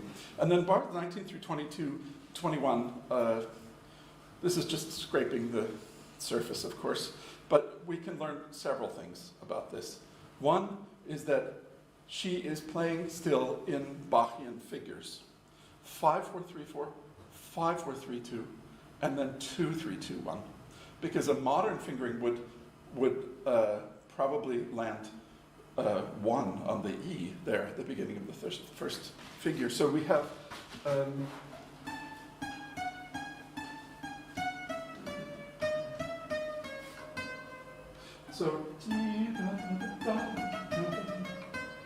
this gives an impulse that I think you can hear even above the blower. In a modern fingering, maybe the very nice strong note you get on all 3 of the big beats goes completely away. This fingering also indicates that perhaps she's playing on the Haas downstairs. Because a fretted instrument with this fingering, I got in trouble yesterday while I was warming up. This fretted instrument plays the same pair of strings for multiple notes. So if you play this fingering, you also have to play very open or you get in big trouble. But it still helps you get 3 big beats in that bar. The next thing is she's clearly singing while she's writing. Just like Bach. In the bass line, you see the first 2 notes are repeated and the next note is raised up 1/2 step and the beaming goes with it. So it's very easy if you're copying and you're at a beginner level to copy exact notes and then draw a straight line under them. But here we have 3 beautiful examples in the bass line in these bars of Christine singing while she's writing. The first 3 have a beam that go up. The second 3 have a beam that go much farther down than it's needed. So it's a gesture of down. And then the octave leap follows the Bachian rule of putting the beam in the middle so that you feel physically that the octave leap is part of the shape.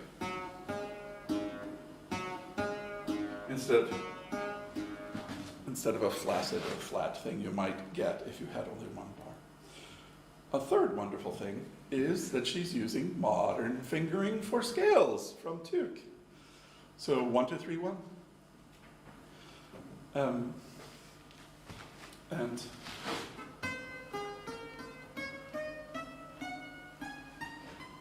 that thumb under fingering is new. This is new news. And it means that she can play with this fingering to remind her. She can play this scale as fast as she wants. And then the final thing is that 3-4. Just from across the road, you could tell that this was a good clavicordist from that 3-4. So after she's come down from this long run, if she played 3-2-1, there would be no power there at all. It would sound like this.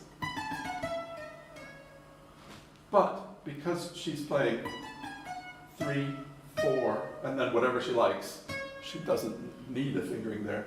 We get a portato like you could get from a violin from those 2 8 notes.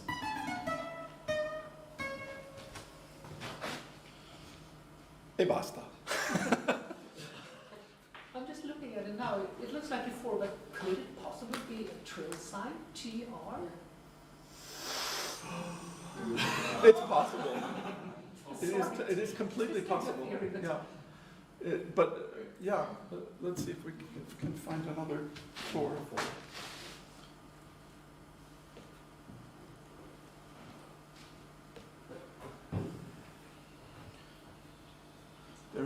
4. There's none. Oh no, there's a 4. The top of. Yes, this is at a spot where you might well. Yes, you're absolutely right. It's totally possible. But there is a 4 in the second system, Yeah. which also has an open top on a 4. Yes. But it could be a trill.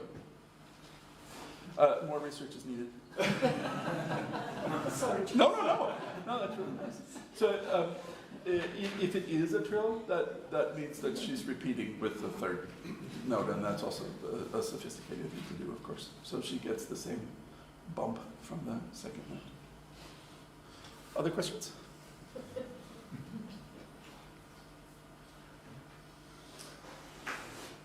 Shall we go on? Yeah. Absolutely. Thanks.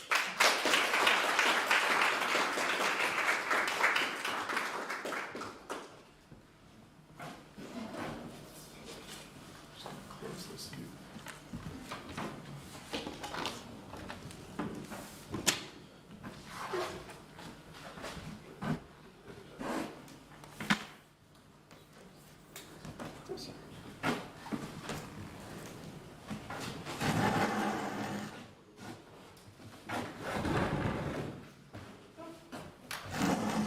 So I'll just go on talking about two pieces that we played yesterday, also from the repertoire of Christine Gerhard Müller.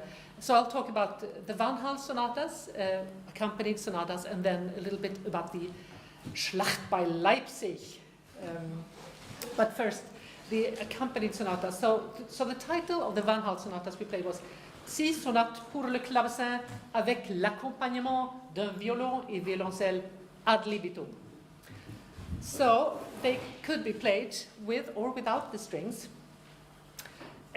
So accompanied sonatas is a genre that we don't pay too much attention to in our generation, but there is a rather large repertoire of this kind. It was replaced successively, of course, by the trios and quartets that we know today by Haydn, Mozart, and Beethoven, and so forth. But it was an important repertoire for quite some time. We have, for instance, in 1741, Rameau, Pièce de clavecin en concert, where you can add violin and viol. And for 60 years, from 1740 to around 1800, this was a very popular genre in France, and then also became popular in England, Germany, Italy, and Austria. Peter Strauel is a Dutch or Belgian musicologist who has studied keyboard music in the southern Netherlands. And he says that there was also this tradition having the organ being accompanied by string instruments. And he said that this was also used in a liturgical context, for example, as an offertory or even during communion. An English musicologist, Elizabeth Morgan, has written about the accompanied sonata and the connection to the domestic novel in Britain at the turn of the 19th century, where she says, keyboard music and novels shared the same audience, women of the middle and upper classes. The predominantly female amateurs who formed the principal market for published piano music purchased the sheet music for chamber works, pieces for solo keyboard, and songs for voice and accompaniment. And she says that these sonatas reflect their social purpose. And she says they abound with witty banter, interactions between instruments, and decorative gestures. These features make them particularly suited to their function as an amusing social activity for men and women to undertake in the home.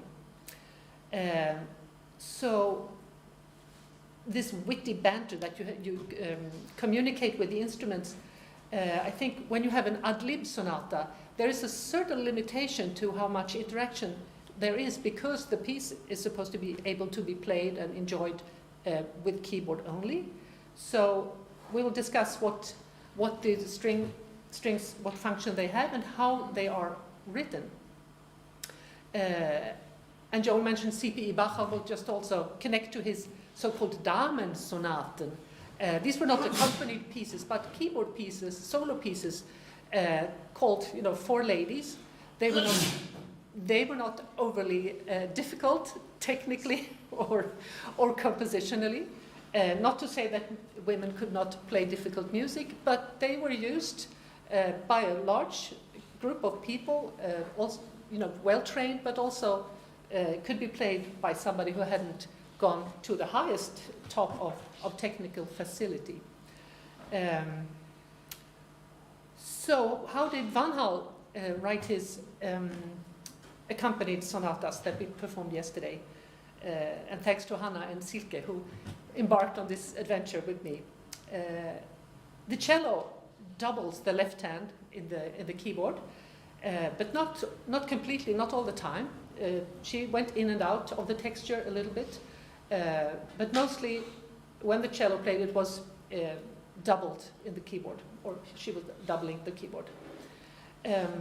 So if you play on a modern piano, it sounds quite unnecessary to have the cello, but the instruments of the day, the bass was not as thick and heavy as on a modern instrument. So then the cello has a beautiful addition to the sound.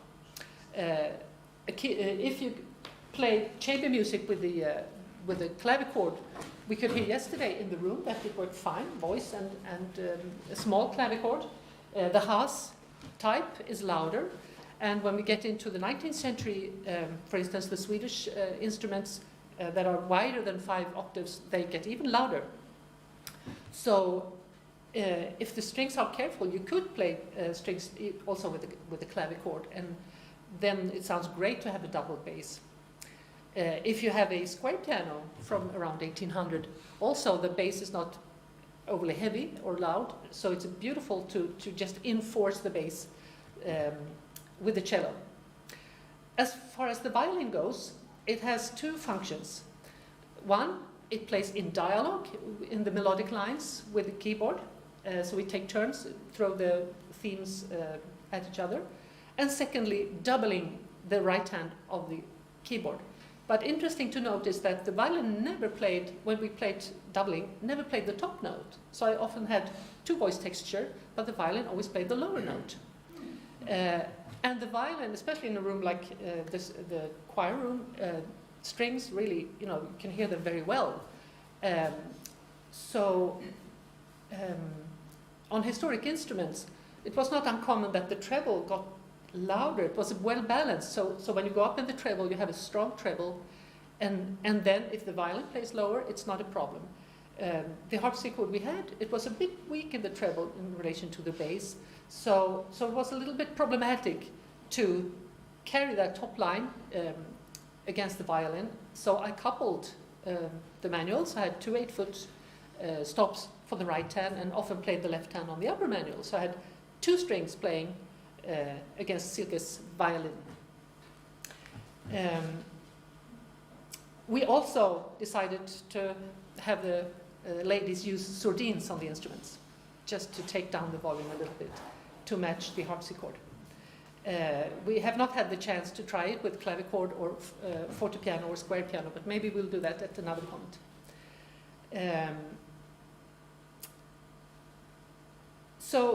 These... May I add something? Yeah, of course. Just that violins and cellos have become louder and louder with time.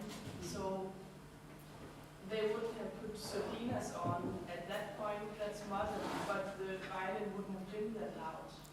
Thank you, I forgot to say that, of course, yeah. So you were playing modern instruments, modern bows, and exactly, so you would have also a different sound, absolutely.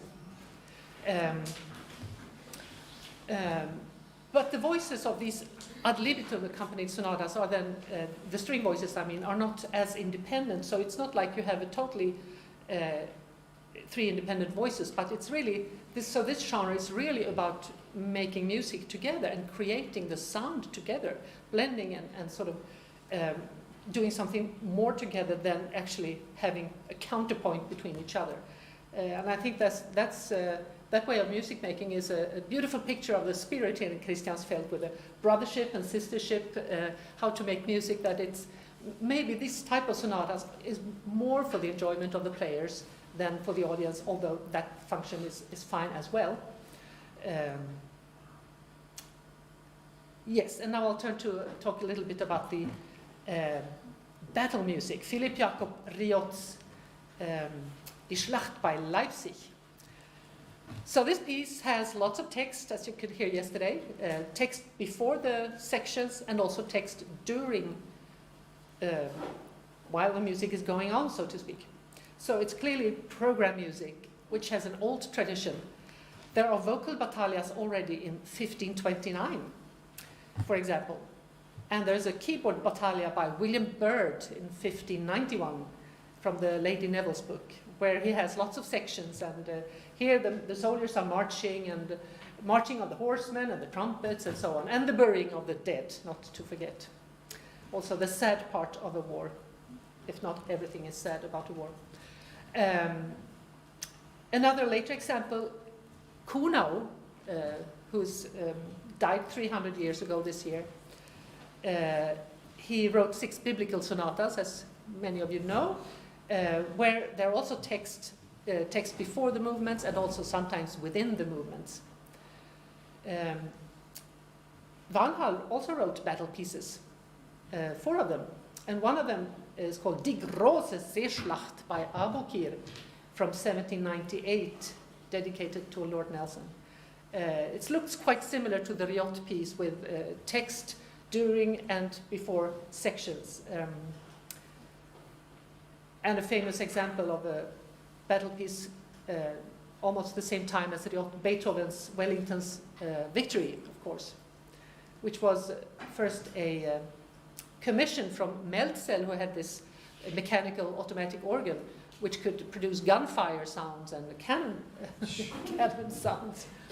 But Beethoven wrote for such a big orchestra that it couldn't really fit into the panharmonicon by Meltzer. So how could this piece have been performed here in Christiansfeld?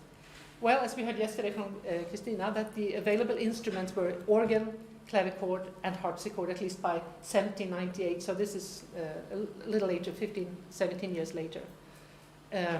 On the title page it says pianoforte. Generally we have to take with a grain of salt what you have on the title page. It can say for pianoforte or harpsichord or clavichord, or for clavier and fortepiano, so clavichord or fortepiano. If you print music, of course you want as many buyers as possible, so they often just listed the various keyboard instruments. But for this particular piece, I think it's really a pianoforte piece more than a harpsichord piece or a clavichord piece. So we'll come back to that. The range is actually larger than would fit on the Haas clavichord, which is 5 octaves. So it goes up to A3. So you need an instrument with 5.5 octaves. So the Swedish clavichords, after 1800, they went up to 5.5 and even 6 octaves wide. Also the pianos, the square pianos and the grand pianos, were enlarged with almost half an octave per decade after 1800. So by this time you had pianos with that range. We don't know if there was a fortepiano here, but in the score there are no pedal signs, no indication of where and how to use the pedal. But when you try it out, it's very helpful to have a pedal. But I think if you had a large clavichord, which would have maybe been more likely here, you could absolutely play this piece on the clavichord. And less suitable for the harpsichord. There are lots of hand crossings, and you have to turn very quickly, and to do it becomes a bit brutal. So for a harpsichord, the owner of the instrument would not be happy afterwards if you have to play this very intense type of music and throw yourself very quickly and not having time to really care about the touch in that manner. A good clavichord can take that, as can a fortepiano. And also the late clavichords, they have very long strings on the right-hand side of the bridge, which gives a lot of resonance. So So you have sort of a built-in pedal sound that creates ambiance and a good effect when you play loudly. So we didn't have that instrument available, that type, either fortepiano or clavichord. So I have to apologize, because yesterday on the 20th century piano, in that particular room, it became very, very loud. So I hope your hearing wasn't ruined. And then we come to the other question of how to perform this. So Joel nicely agreed to be the narrator, and was able to scream over the piano. Had we had a clavichord, the ears would have adjusted quickly, and it would have sounded loud as well. Not in the way it was yesterday, but when you hear the clavichord, you adjust, and you will experience very soft, and you will experience very loud, but it would also have made it much easier for a voice to carry the text without screaming on the top of your lungs in the allgemeine, what was it, allgemeine Gemenge, Handgemenge. Handgemenge. So what could have been the situation here? Did they play this kind of music for, did Maria Achnik play for herself? But it is so very extrovert. So maybe it was something like this as an entertainment, that you could have someone else read the text. It's a bit hard to read while playing, because it's fairly lots of things to do. So it might be likely that someone else was reading the text then. Yesterday we actually did some extra fermatas between here and there, just so you wouldn't scream so much, but had time to read. One might wonder, why were these battle pieces so popular?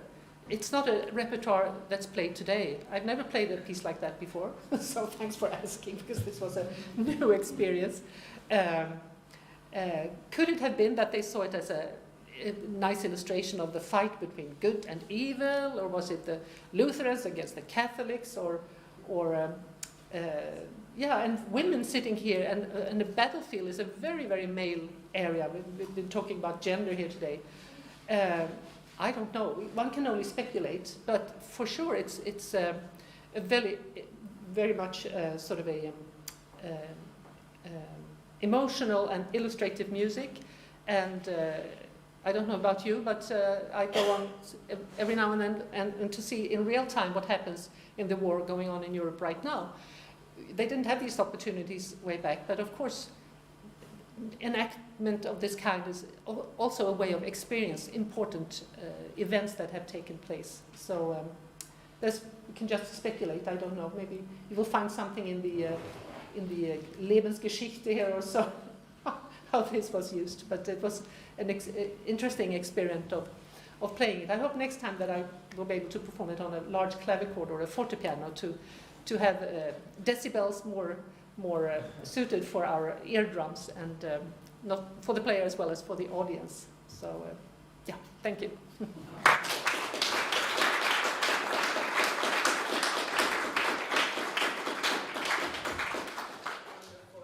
Instead of questions, I propose that we go on in the schedule. We have 2 presentations left. 2 minutes of the stretching legs, just 2 minutes, and then Helene Rossen and finally. Yeah.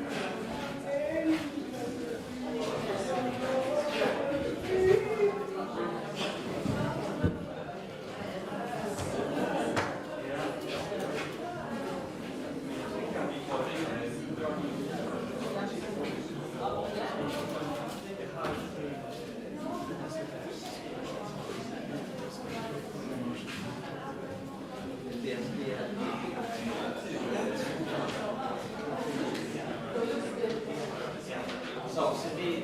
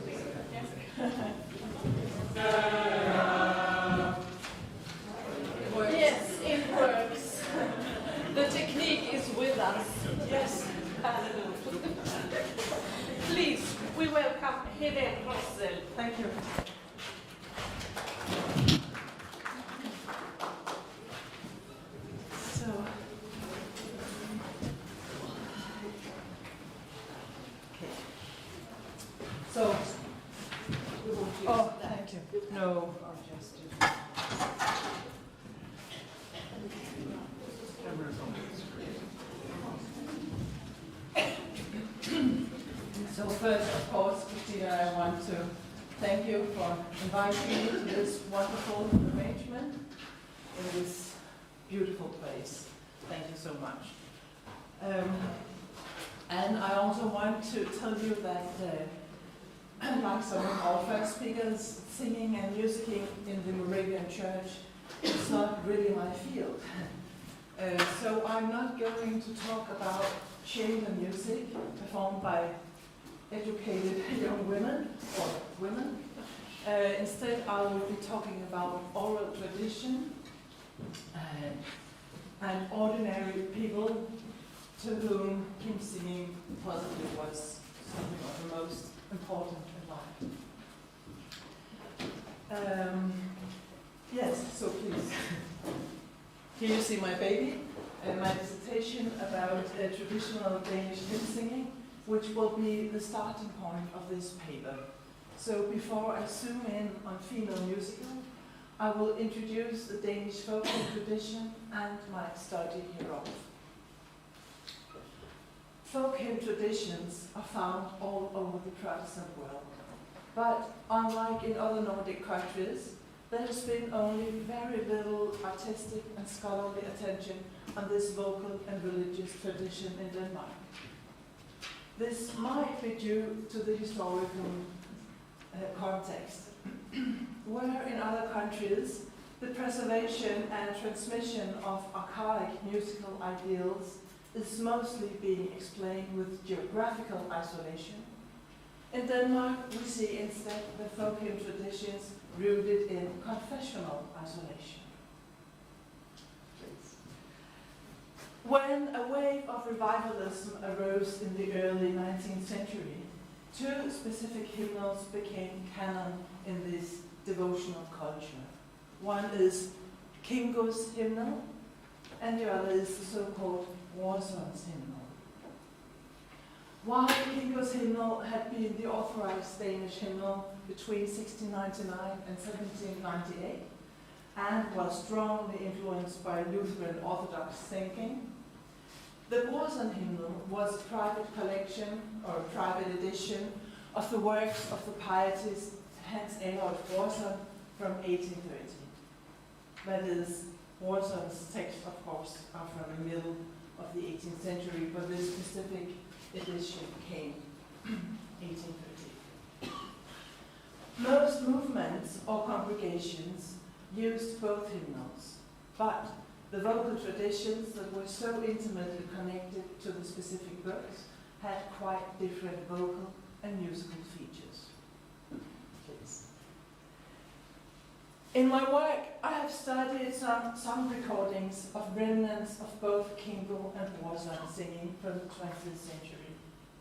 And I would like to say just a few words about the recordings. Because what I have studied is mediated hymn singing, recorded by different collectors with different agendas and different technologies in different contexts.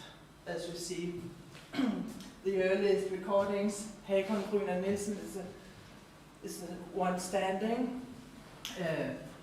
were made with around 1930 with phonograph and wax cylinders.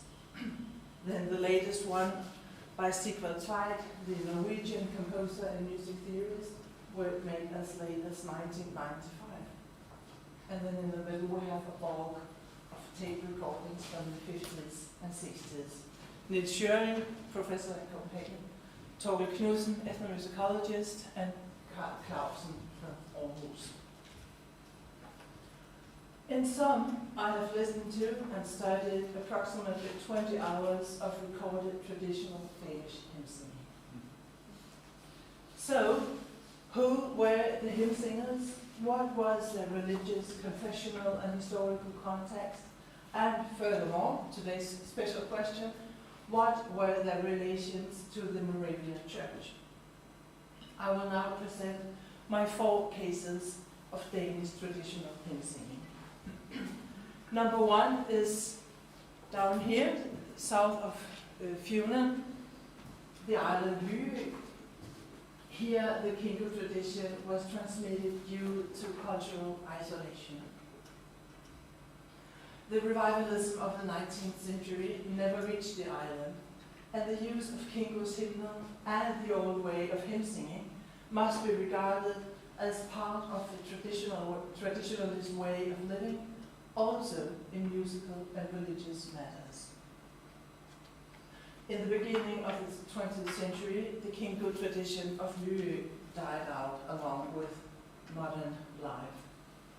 That is, as worship in church, some of them kept singing at home. This is why they still could be recorded in 1953. And please, thank you. Number 2. The stalwart Jutlanders, in Danish, de stærke jyder. It's not my translation. But I think it's very appropriate, yeah. They are the first and probably most renowned Danish revivalist movement, not least known because of their worship wars. The stalwart Jutlanders insisted on using Kingo's hymnal and the old way of Kingo singing, while the clerk, the vicar, and the rest of the congregation used a newer version of the hymnal and followed equivalent modern vocal aesthetics. The stalwart Jutlanders arose around 1790 in the wake of the first wave of Danish pietism. Connections to the Moravian Church of Christiansfeld can be established. However, the confessional culture of the movement was determined by what was being called a double origin in Lutheran orthodoxy and pietism. When the stalwart Jutlanders became part of Inner Mission, which is a fraction of the Danish church still existing today, it can, for Swedes, I think it can be compared to Evangeliske Forståndsstiftelsen, approximately. So when they became part of Inner Mission in the middle of the 1960s, the Kingo tradition also died out. And then my 3rd case is the Kingo tradition of Christian Lutheran faithful, in Danish, Kristi Lutheransk Trossamfund.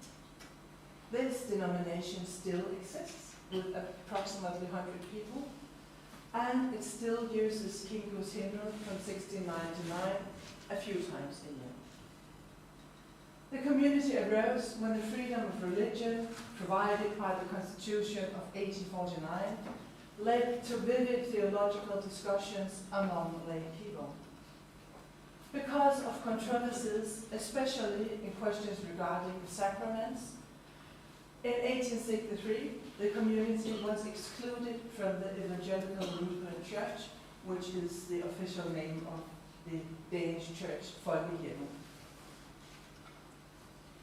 There are traces of Moravian religious culture, a general emphasis on the community in the life of the denomination, and more specifically, the component of lot drawing when electing a new menighedstjener.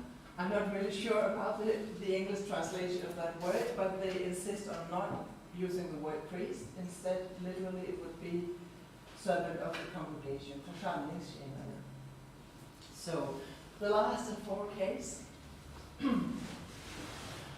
Yes, where the Kinko singing is rooted in liturgical tradition from the 16th century, the Brorson singing always took place at gatherings outside the church service, and it has left only very few traces.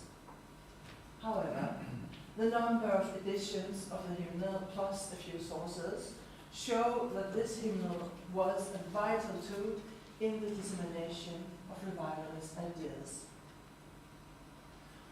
Brorson singing went out of fashion when Anglo-American revivalist songs in the style of, for instance, Moody and Sankey reached Denmark in the late 19th century.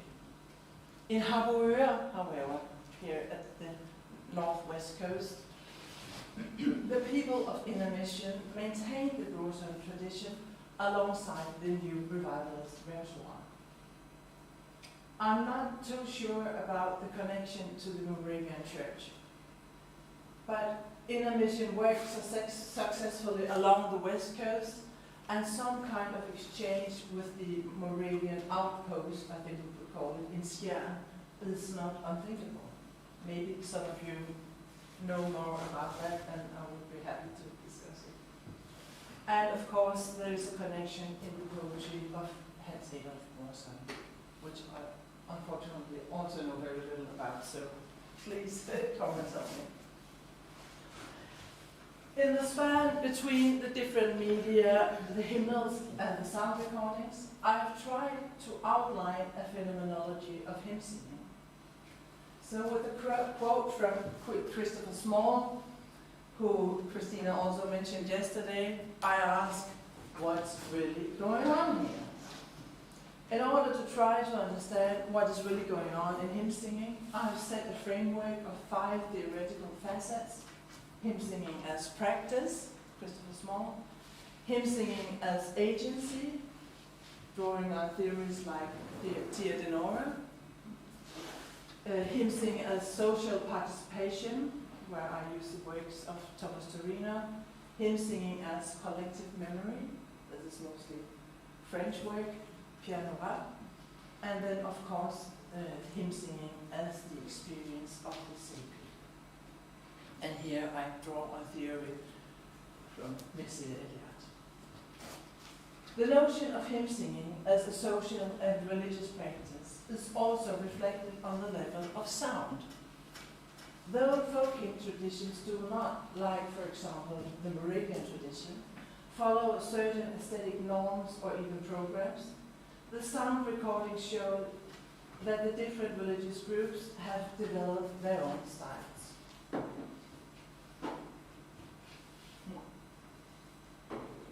I have identified different vocal and musical features which are common in traditional religious singing, but also found that the different groups combine these features in different ways and thus create a sound and a style that expresses and maintains their specific religious and social identity. For instance, some create a dense vocal texture through heterophony, others through using vibrato, and again, others through a compressed timbre and an extended use of glissandi. Yes, do you want me to make a quick run through? What is typical is a very slow way of singing with powerful voices, so it's actually the contrast to the Moravian aesthetics. They all sing uneducated, I would say. Glissandi is very common, and especially the Kinko style is melismatic, as you also know from Swedish tradition. And they also have generally a liberal conception of what, I mean, that's a big discussion, what is a melody. So this is rooted in oral traditions. And then those dense textures that I've tried to study the congregational singing, though most recordings are with individual singers. Yeah, and then of course the text is important for the performance. So, hymn singing as a female concern can be studied on two levels. The first, where and how do women occur in the sources, and what is the audible musical role of female singers? Thank you. I will try to shed light on these questions through my 4 cases of recorded hymn singing. Here we go. First, I want to emphasize what Danish historian Ekstrøm has pointed out. The revivalist movements were anchored in the household, not in, for instance, associations outside the home. This means that everybody took part in the singing, and maybe even that skilled singers with an otherwise low social position could assess themselves through hymn singing, and this could be possibly women. On the recordings with the stalwart Jutlanders and with Habøur in a Mission, which are the biggest and most varied collections in my material, other spiritual songs and hymns, for example, the repertory of the homes, which are the biggest, other spiritual songs and hymns, that is the repertory of the home sphere, are mostly sung by female singers. And this seems to confirm that the home was a musical scene dominated by women. Until the early 20th century, here are my examples now, it was a custom on Louis that married women and their children lived with the women's parents until the husband's parents had passed away. It's very rare. I suppose this was a way of maintaining the social order on a very small island with only 24 households. One of the 2 male singers on the tape recordings, Nils Østen, this guy, grew up with his mother and his grandparents. He never married, and he generally enjoyed adult female company. He could sing many hymns from Kinko's hymnal by heart, a fact that he himself explains with his preference for female company. He says, "Jeg har det fra spindesiden," and I'm not really sure. This is in genealogy. You have the sword side and the, I don't know the English terms for this, but I guess as Swedes you are familiar with those terms. But of course, women also sang in church. Interviews with the stalwart Jutlanders show that skilled female singers could obtain a certain social position even in church. On the countryside, only few churches had organs until the beginning of the 20th century, and it was the clerk's job to lead the worship. The problem only was that he would only seldom be familiar with the local tradition. So this woman, Christina Mortensen, tells about another woman she remembers. She said, "We had an old woman, her name was Carl Friborg. She was so very good at singing. Yes, she had a huge singing voice. There was a certain place where she sat in the church. And then I've seen so many times when these new plaques came, then they went and stood by Karen's chair. Then Karen came. And there was not a melody that she didn't know, and it wasn't, she just could them completely. yes, this was a very good thing about Karen. And another woman tells about the same Karen. She went, I'm sorry for this lousy translation, but I want to keep it very close to the spoken Danish also. She went into the clerk's tone, and then she sang over the clerk. What she said. So this old woman seems to have had taken the musical leadership of the students. And now 2 examples of the sound of female musicking in those groups. The Christian, yes, I love this.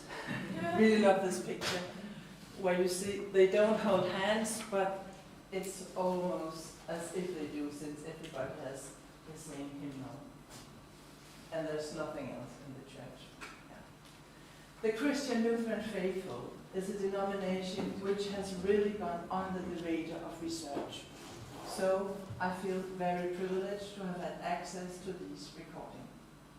But it also is quite a task to study the congregational culture, especially since the domination still exists. And I am not trained in actual ethnographic fieldwork, because I've done so-called field work in the archive. So what I can say in terms of gender is that women cannot be elected menighedsråd, but they can vote. It is a combination of law drawing and election. And one of the remarkable features about the musical practice of this community is the remnant of what is called line-out hymnody. I don't know if you're familiar with that. Yes, Americans are. Which means that one of the singers intones each verse. I don't know if there are rules or just conventions, but the fact is that the outliner on the recordings is a man. The interesting thing, however, is that he does not have a very masculine timbre. And I would say generally that it is difficult to distinguish male and female voices in the sound of the congregational singing. So let's try to hear an example. I've picked one that I believe is known to all of you.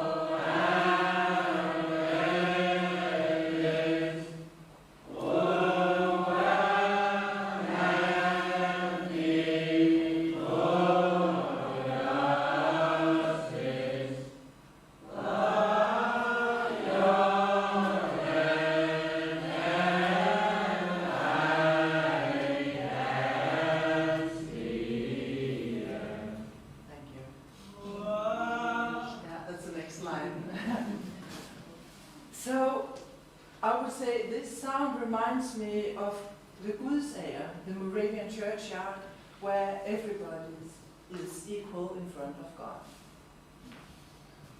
And finally, there are the Brorson singing women of Inner Mission of Harboøre. Yes, this is a picture of the mission house. So it's place in between the home and the church. This is from the 1920s. If some of you are familiar, you will see Wilhelm Beck on one side and Karl Moe on the other side. Yeah. One of the interesting things about this tradition is the stylistic development under the influence of modern Anglo-American revivalist aesthetics in a powerful and optimistic expression. One characteristic vocal feature is the slight difference between men and women in the voice production and vocal style. Generally, the men sing in a more, you could say, educated way, whereas the female singers have a more rough take on the voice without equalizing the different ranges.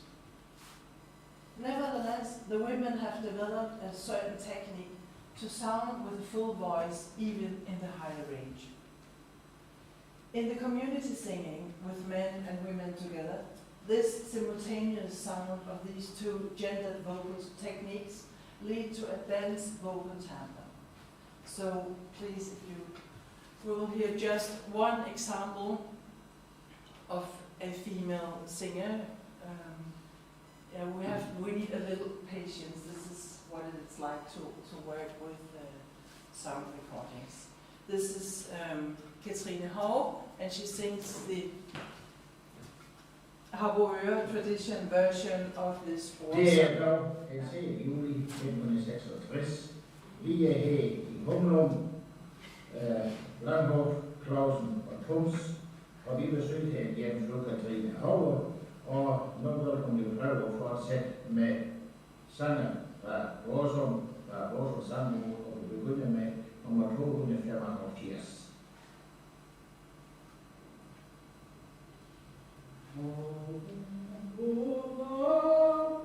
En vær som kan råbe, råbe hos de andre med glæde og sang.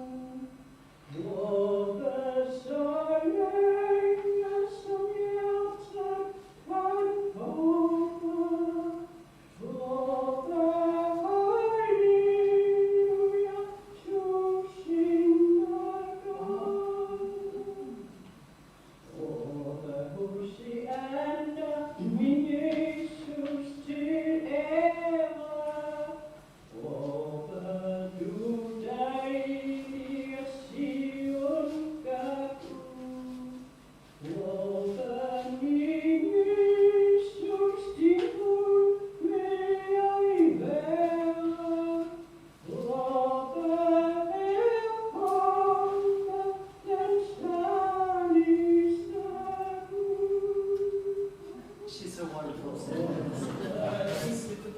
So, without being able to conclude something very specific about female singing and musicking, I hope with these examples from sound recordings of Danish traditional hymn singing to have given at least an impression of female agency in hymn singing.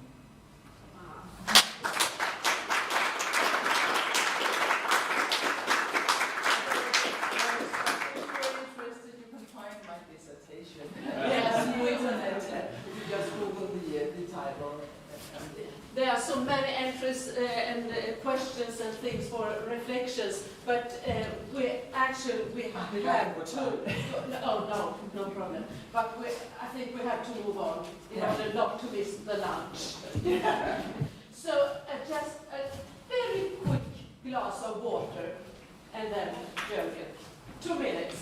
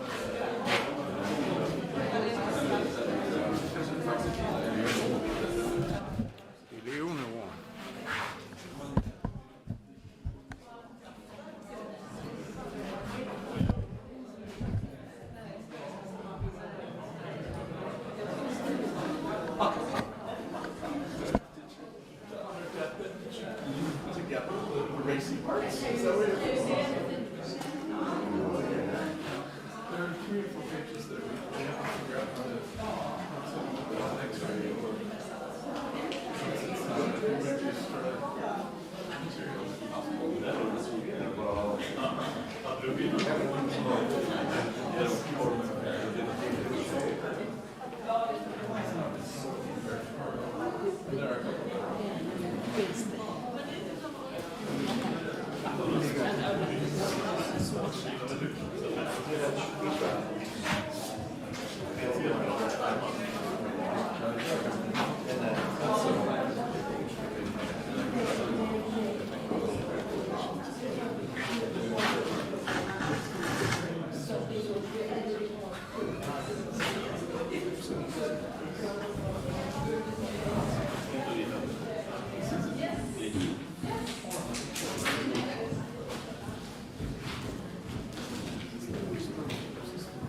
And now, finally, Jürgen Beuter will bring us back to our time and not to the Moravian Church in Kristiansfeld, but to the worldwide community, please. Yes, I've been given the subject, female musicking in the temporary worldwide Moravian Church, and that is definitely a subject and an area different from what we've heard so far. I guess it is a bit of context we are getting this way, because a lot of what we talk about so far is historical stuff, although some of it is coming up to the present as well. I'll start with a very short description of the Moravian Church today. It has a number of characteristics that are rooted in its theology and in more than a 270-year-long history. It was founded in its present form in a pietistic, religious and political environment. It developed when Enlightenment was changing Europe. A particular kind of congregational life, including construction of a number of settlements, in one of them, developed in the first 80 years of existence of the Church. Almost simultaneously, the Church embarked upon foreign missions in far-away places, and over the years, the Church changed shape. It ceased to create new settlements, but established conventional church entities. In this process, the Church grew to a far greater size. Emphasis on Christian life was strong, and an ecumenical understanding was part of the framework of the Church. As members of the early Moravian Church included Lutherans, Reformed, and Moravian adherents. And just 2 words on the ancient, what we call the ancient Moravian Church. Yesterday I came from Liberec in the Czech Republic to Prague and passed the White Mountain. And the White Mountain is a very specific and interesting place, not only in the European history, but also in the Moravian history, because that was the Battle of the White Mountains in 1620, which was really the first big battle in the 30 Years' War. And this was more or less the end of the ancient Moravian Church. So there is a long history of before Handwriting, but we will not touch on that today. But there might be very interesting things to find. A system of so-called tropes furnished all groups with the right to belonging to the church, while the so-called choirs, making each individual a part of a group according to gender, martial status and age. The sisters' house in which we are sitting today was home for the unmarried women. A strong Christology and a deep conviction for bringing the gospel to non-Christians shaped the church. Thus, the church has taken root in generally different cultures today. And just some facts, the church is present in almost 50 countries, numerous cultural contexts, members speaking hundreds of different languages. No wonder that the contemporary Moravian music tradition is very broad. And I should say, when I say contemporary, and understand that in this context we are here, it means from just about 1965 to the present time. the fundamental understanding of the role of the music in the Moravian Church. What is very often understood as Moravian music is, in fact, normally music with roots in the 18th and 19th centuries, normally labeled as, I guess, classical music in the formal music tradition of the Western world. However, since the globalization of the Moravian Church, and that is my argument, I've argued that in other contexts, that the globalization of the Moravian Church is from 1965 onwards.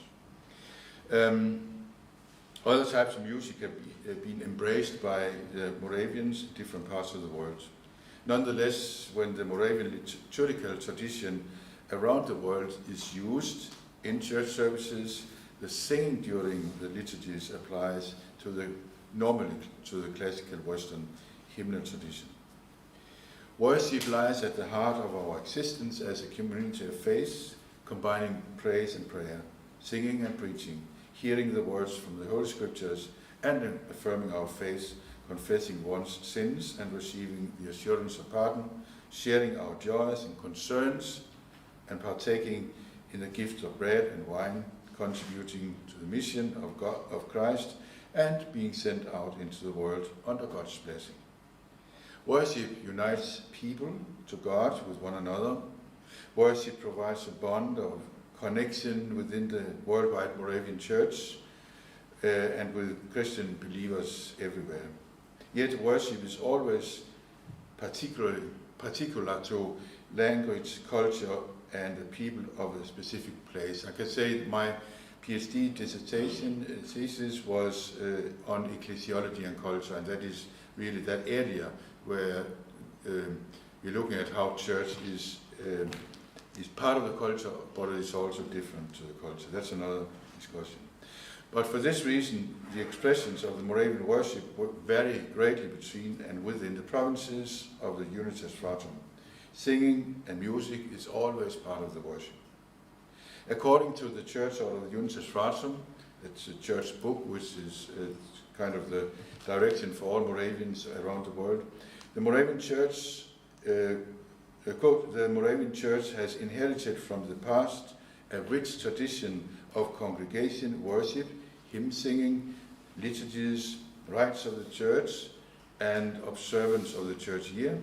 It has, however, been recognized that forms of worship are not ends in themselves, but means to an end, namely the adoration of God in Jesus Christ and renewed declaration of to his service, unquote.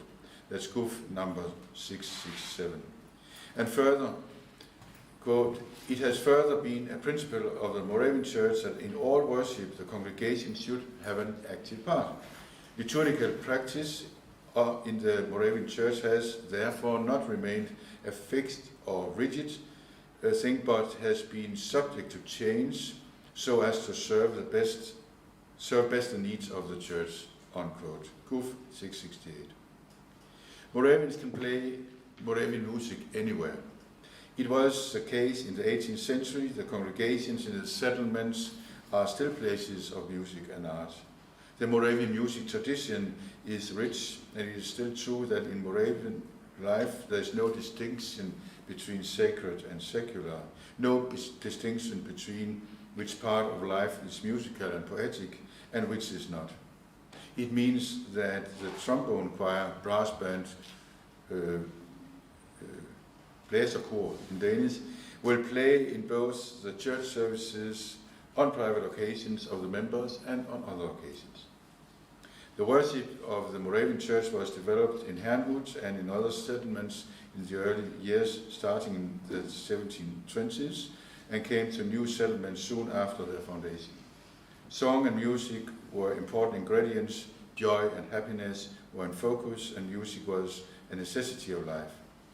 Much Moravian clergy and lay people were well versed in musical training, fully conversant with the taste and practice of European classicism.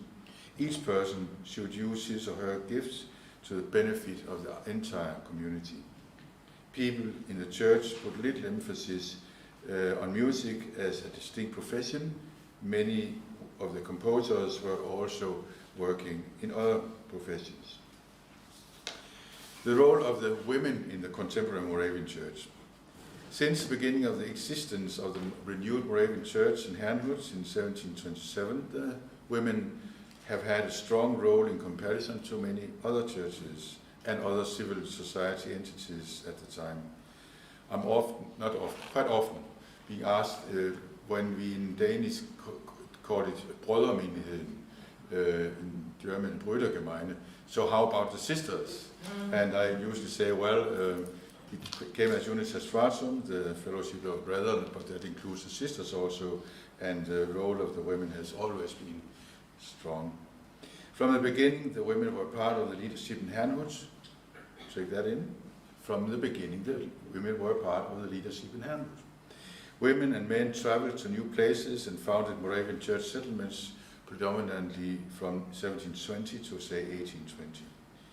Parallel to the development in settlements in continental Europe, Great Britain, North America, and mission stations in South Africa, Labrador, and other locations, men and women traveled the world as missionaries to all continents. The so-called diaspora work, which consisted of small groups, often wife and husband, collectively called emissaries, traveled in the countrysides of Northern Europe and formed small pietistic groups. And here, just a comment, very quick comment, we usually say that Wilhelm Beck always found out where did the Moravians go, and he would go there. There's So, a connection. Yeah, so there's a connection, at least somehow. Even early on, the women were in some cases ordained for special service, especially among the sisters in the settlements in Germany and here. Today, the role of the women is as strong as ever. All provinces expect one have female clergy, including bishops. Practically all congregations have board of elders where women are represented, at times being the majority. Many districts and most provinces have women's departments. On the worldwide Moravian level, we have a Unity Women's Department, which among other things runs programs supporting women in the worldwide church getting education, microfinance projects, and other development projects. It is a fact that in most churches, including the Moravian Church, the majority of people in the pews are women. Church choir are generally mixed, more on that in a moment. And then musicking generally in the Moravian Church today. The musicking in the contemporary Moravian Church is done mainly by Moravians themselves, although in some churches, including our own, the organist might be a non-member of the church. The basic liturgical praxis in the Moravian Church is often a liturgy led by the liturgist and the congregation then replying and singing. In many Moravian churches around the world, part of the liturgy is an antiphon reading of a psalm from the Book of Psalms. In all Moravian churches around the world, singing and music is a substantial part of the worship service. The traditional pipe organ is found in most of the European, British, and North American Moravian churches, and the organs are mostly used in some areas to some degree. The most used instrument in some areas, like here in Christiansfeld, and in other areas just to some degree.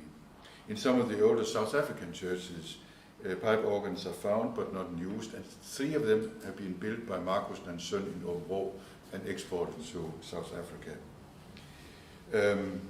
The same with unused old pipe organs goes for the older churches in the Caribbean area and in Suriname. The wind instruments, bands, mainly brass, are found in continental Europe, South Africa, and North America, and on rare occasions in the Caribbean region.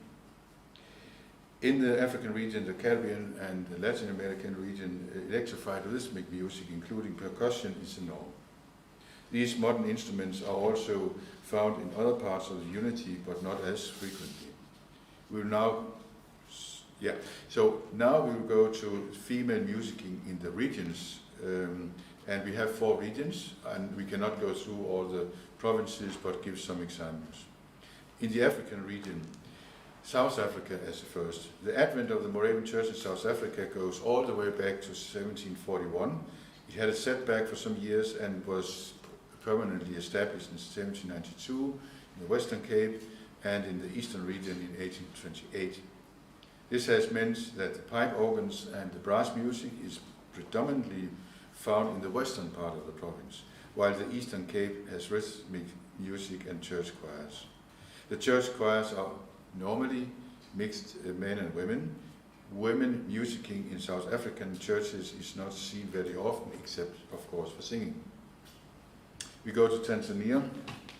In the beginning of the Moravian Church in Tanzania dates back only to the end of the 19th century, much later than South Africa.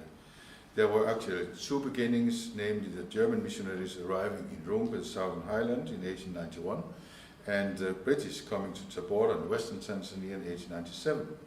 Since Tanganyika was German colony until the end of World War I, the German missionaries brought German hymns, and later English hymns were translated into Kinyakyusa, which is a local language, or one of the local languages. The English missionaries introduced English Moravian hymns and also revival songs, as we already heard, from a Methodist Anglo-American tradition, and translated hymns into Kinyamwezi, that's the language there. And these two tribal languages were dominating in the Moravian church areas in Tanzania until the 1970s as church language. And this gave them a chance to sing. It was translated into their own language, even though at least in the first decade of the ability to read and write was not attained by all. In the congregational song, therefore, the women were and are able to sing as well as the men. What is now very clear in Tanzania is that a strong tradition of choir music has developed. Very often the text and the music are written and composed by Tanzanians, and it can be seen as, I would call it, indigenous contemporary church music. I have not heard about female composers or authors, but they might exist. I know some male composers, so they exist. There are normally 4 groups of choirs in a congregation, or four choirs really in each congregation. So church service will often take 3 hours. You have to go through all the choirs, which is wonderful. There's a children's choir, there's a youth choir, the congregation choir, and the women's choir, Choir ya Kina Mama. And although the musicians, there will be a group of musicians, with electrical guitars and percussion and so on, and they will often accompany several, if not all, of the choirs. I'm not sure if the choirs really agree to that. The women's choir has its own sound. It's very often still a cappella, but it has, and I don't hope I tread on anybody's toes here, but what I would say has its own sound due to the voices of grown-up people, of grown-up women, normally mothers or grandmothers. And often the women's choir sing a cappella, as I said. The children's choir consists of boys and girls up to the age of about 10 or 12 years. The youth choir consists of youth, yes, but some youth choirs continue to exist and the members remain, and they end up being there even to a ripe age. Often, but not always, one will find considerably more young women than men in the youth choir. Especially, but by no means only, the youth choirs will be dancing as they are singing, and here both men and women will dance. The congregation choirs are also mixed, directed by a man, but also often by a woman. The music is almost entirely played by men. It is often very loud music, but also very contemporary. I think it is right to say that the liveliest Moravian music scene in the world is found in Tanzania. Very interesting is it when traditional drums made from hollow trunks and with skin, either goat or snake skin or other animals. I have seen phenomenal drummers, especially in Congo. They have a special tradition there, handling the traditional drums, always men, I must say, doing the drumming.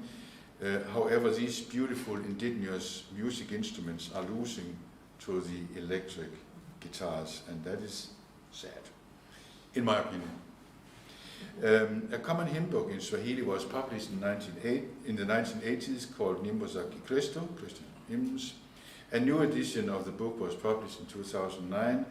The hymn books are used especially in the larger congregations. However, still the most popular hymn book in Tanzania, or rather songbook, is not even Moravian. It's called Sensi za Rohoni, Spiritual Songs, and consists of spiritual songs from the British Anglo-American revival tradition. Again, we are back to the same traditions as you were talking about. Many Moravians will know many of these songs by heart. Women, concluding on Tanzania, women sing a lot in Tanzania, but they play not very often musical instruments. I'll take now the American North region, and then I will conclude because I know that we are a bit late, so we need to stop before too long. In the North American region, Moravian churches are found in several states of the US, including Alaska, and some churches in Canada, including Labrador. The congregations differ also in style of music. Many congregations will do quite traditional Moravian service, using the Moravian Book of Worship, as it's called, which has been published in several editions. It's a book that has the liturgies and the hymns men and women sing. Whether pipe organs or electrical organs are in use, both female and male organists are seen. The brass tradition is strong in quite a few of the congregation, possibly strongest in the southern province in North America, which mainly is North Carolina. The world's biggest annual assembly of Moravian brass bands can be seen and heard at the Easter morning sunrise serving in Old Salem, when several brass bands from the Moravian congregations in the area meet at the God's Acre. Generally speaking, whether in the US, in South Africa, or in Europe, there will be women that are playing, but they are usually a minority in the brass bands. But normally there are some in the brass bands. The Moravian Music Foundation in Winston-Salem, North Carolina, head office, is the strongest, I would say, and most resourceful music entity in the world in the Moravian Church. On the staff is the majority of women. The Moravian Music Foundation was founded and chartered in North Carolina in 1956, and they are informing us that it was in order to preserve, study, edit, and publish music retained in the archives of the Moravian Church in America. And some of you will know some from the Music Foundation. So the role of women in the North American province in musicking is probably stronger than in some of the other provinces. So we'll go to the conclusion. The contemporary Moravian worldwide unity is one church, a church world communion, having churches in 5 continents, almost in 50 countries. The oldest Moravian church entities are close to 300 years old. The newest are small beginnings, some not even a year old. Countless differences are found within the Moravian Church. However, we have some important things in common. A shared history, a Christologically focused theology, a type of worship which I would say is simple and including the congregation to be active. And this is what we also will experience this afternoon at the Love Feast. A shared identity in song and music, an ideal of equality between genders, membership, trades, ethnic groups, to mention some, and an ideal of ecumenical theological identity open to a church or the church communions. When it comes to female musicking in the contemporary Moravian Church, we have seen that it differs from region to region, and maybe one day you can read what we're not able to do today, but we look at all 4 regions.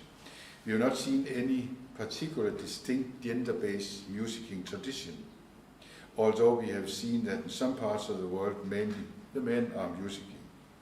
We have seen that brothers and sisters of all ages are singing, and that the congregational singing is important, although in some areas being somehow suppressed by electric rhythmic music. We have seen that exactly in a very strong choir tradition is found in Africa, and women are very active. These things are very general, also too general, because of course there are also in many places women who are musicking, and I think Christina is a good example of that. Maybe the last thing I would mention, I would dare to say, I think that when we talk about female musicking in the Moravian tradition, we are talking about a time mainly when the choir system was part of the life in the Moravian settlement, because I think a lot of the female musicking would take place exactly here in this house here. At that time there was not only the sisters' house, but there was more segregation between the genders, which is different nowadays, not only in the Moravian Church, but in all parts of society. But that is just a thought, so thank you for listening.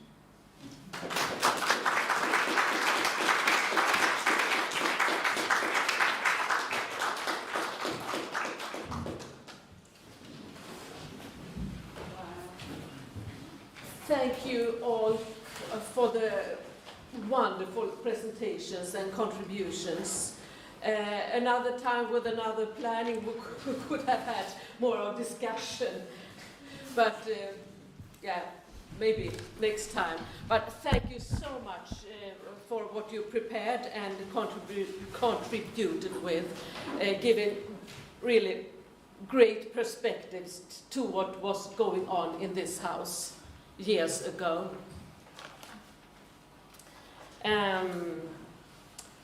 Well, as some of the presenters already know, but not all, we now plan to take this initiative further by making an anthology based on the presentations, and preliminary publication will be autumn 2023. Now follows lunch at the hotel. We have time, 10 minutes to go there, and then there is 2:30 feast song, a love feast and feast song in the church. The service is led by Jörgen Beutler, and students and teachers from the Academy of Music and Drama in Gothenburg will sing and play. And just one more thing to say. Finally, thank you so much to Brödremenigheten for making this symposium possible.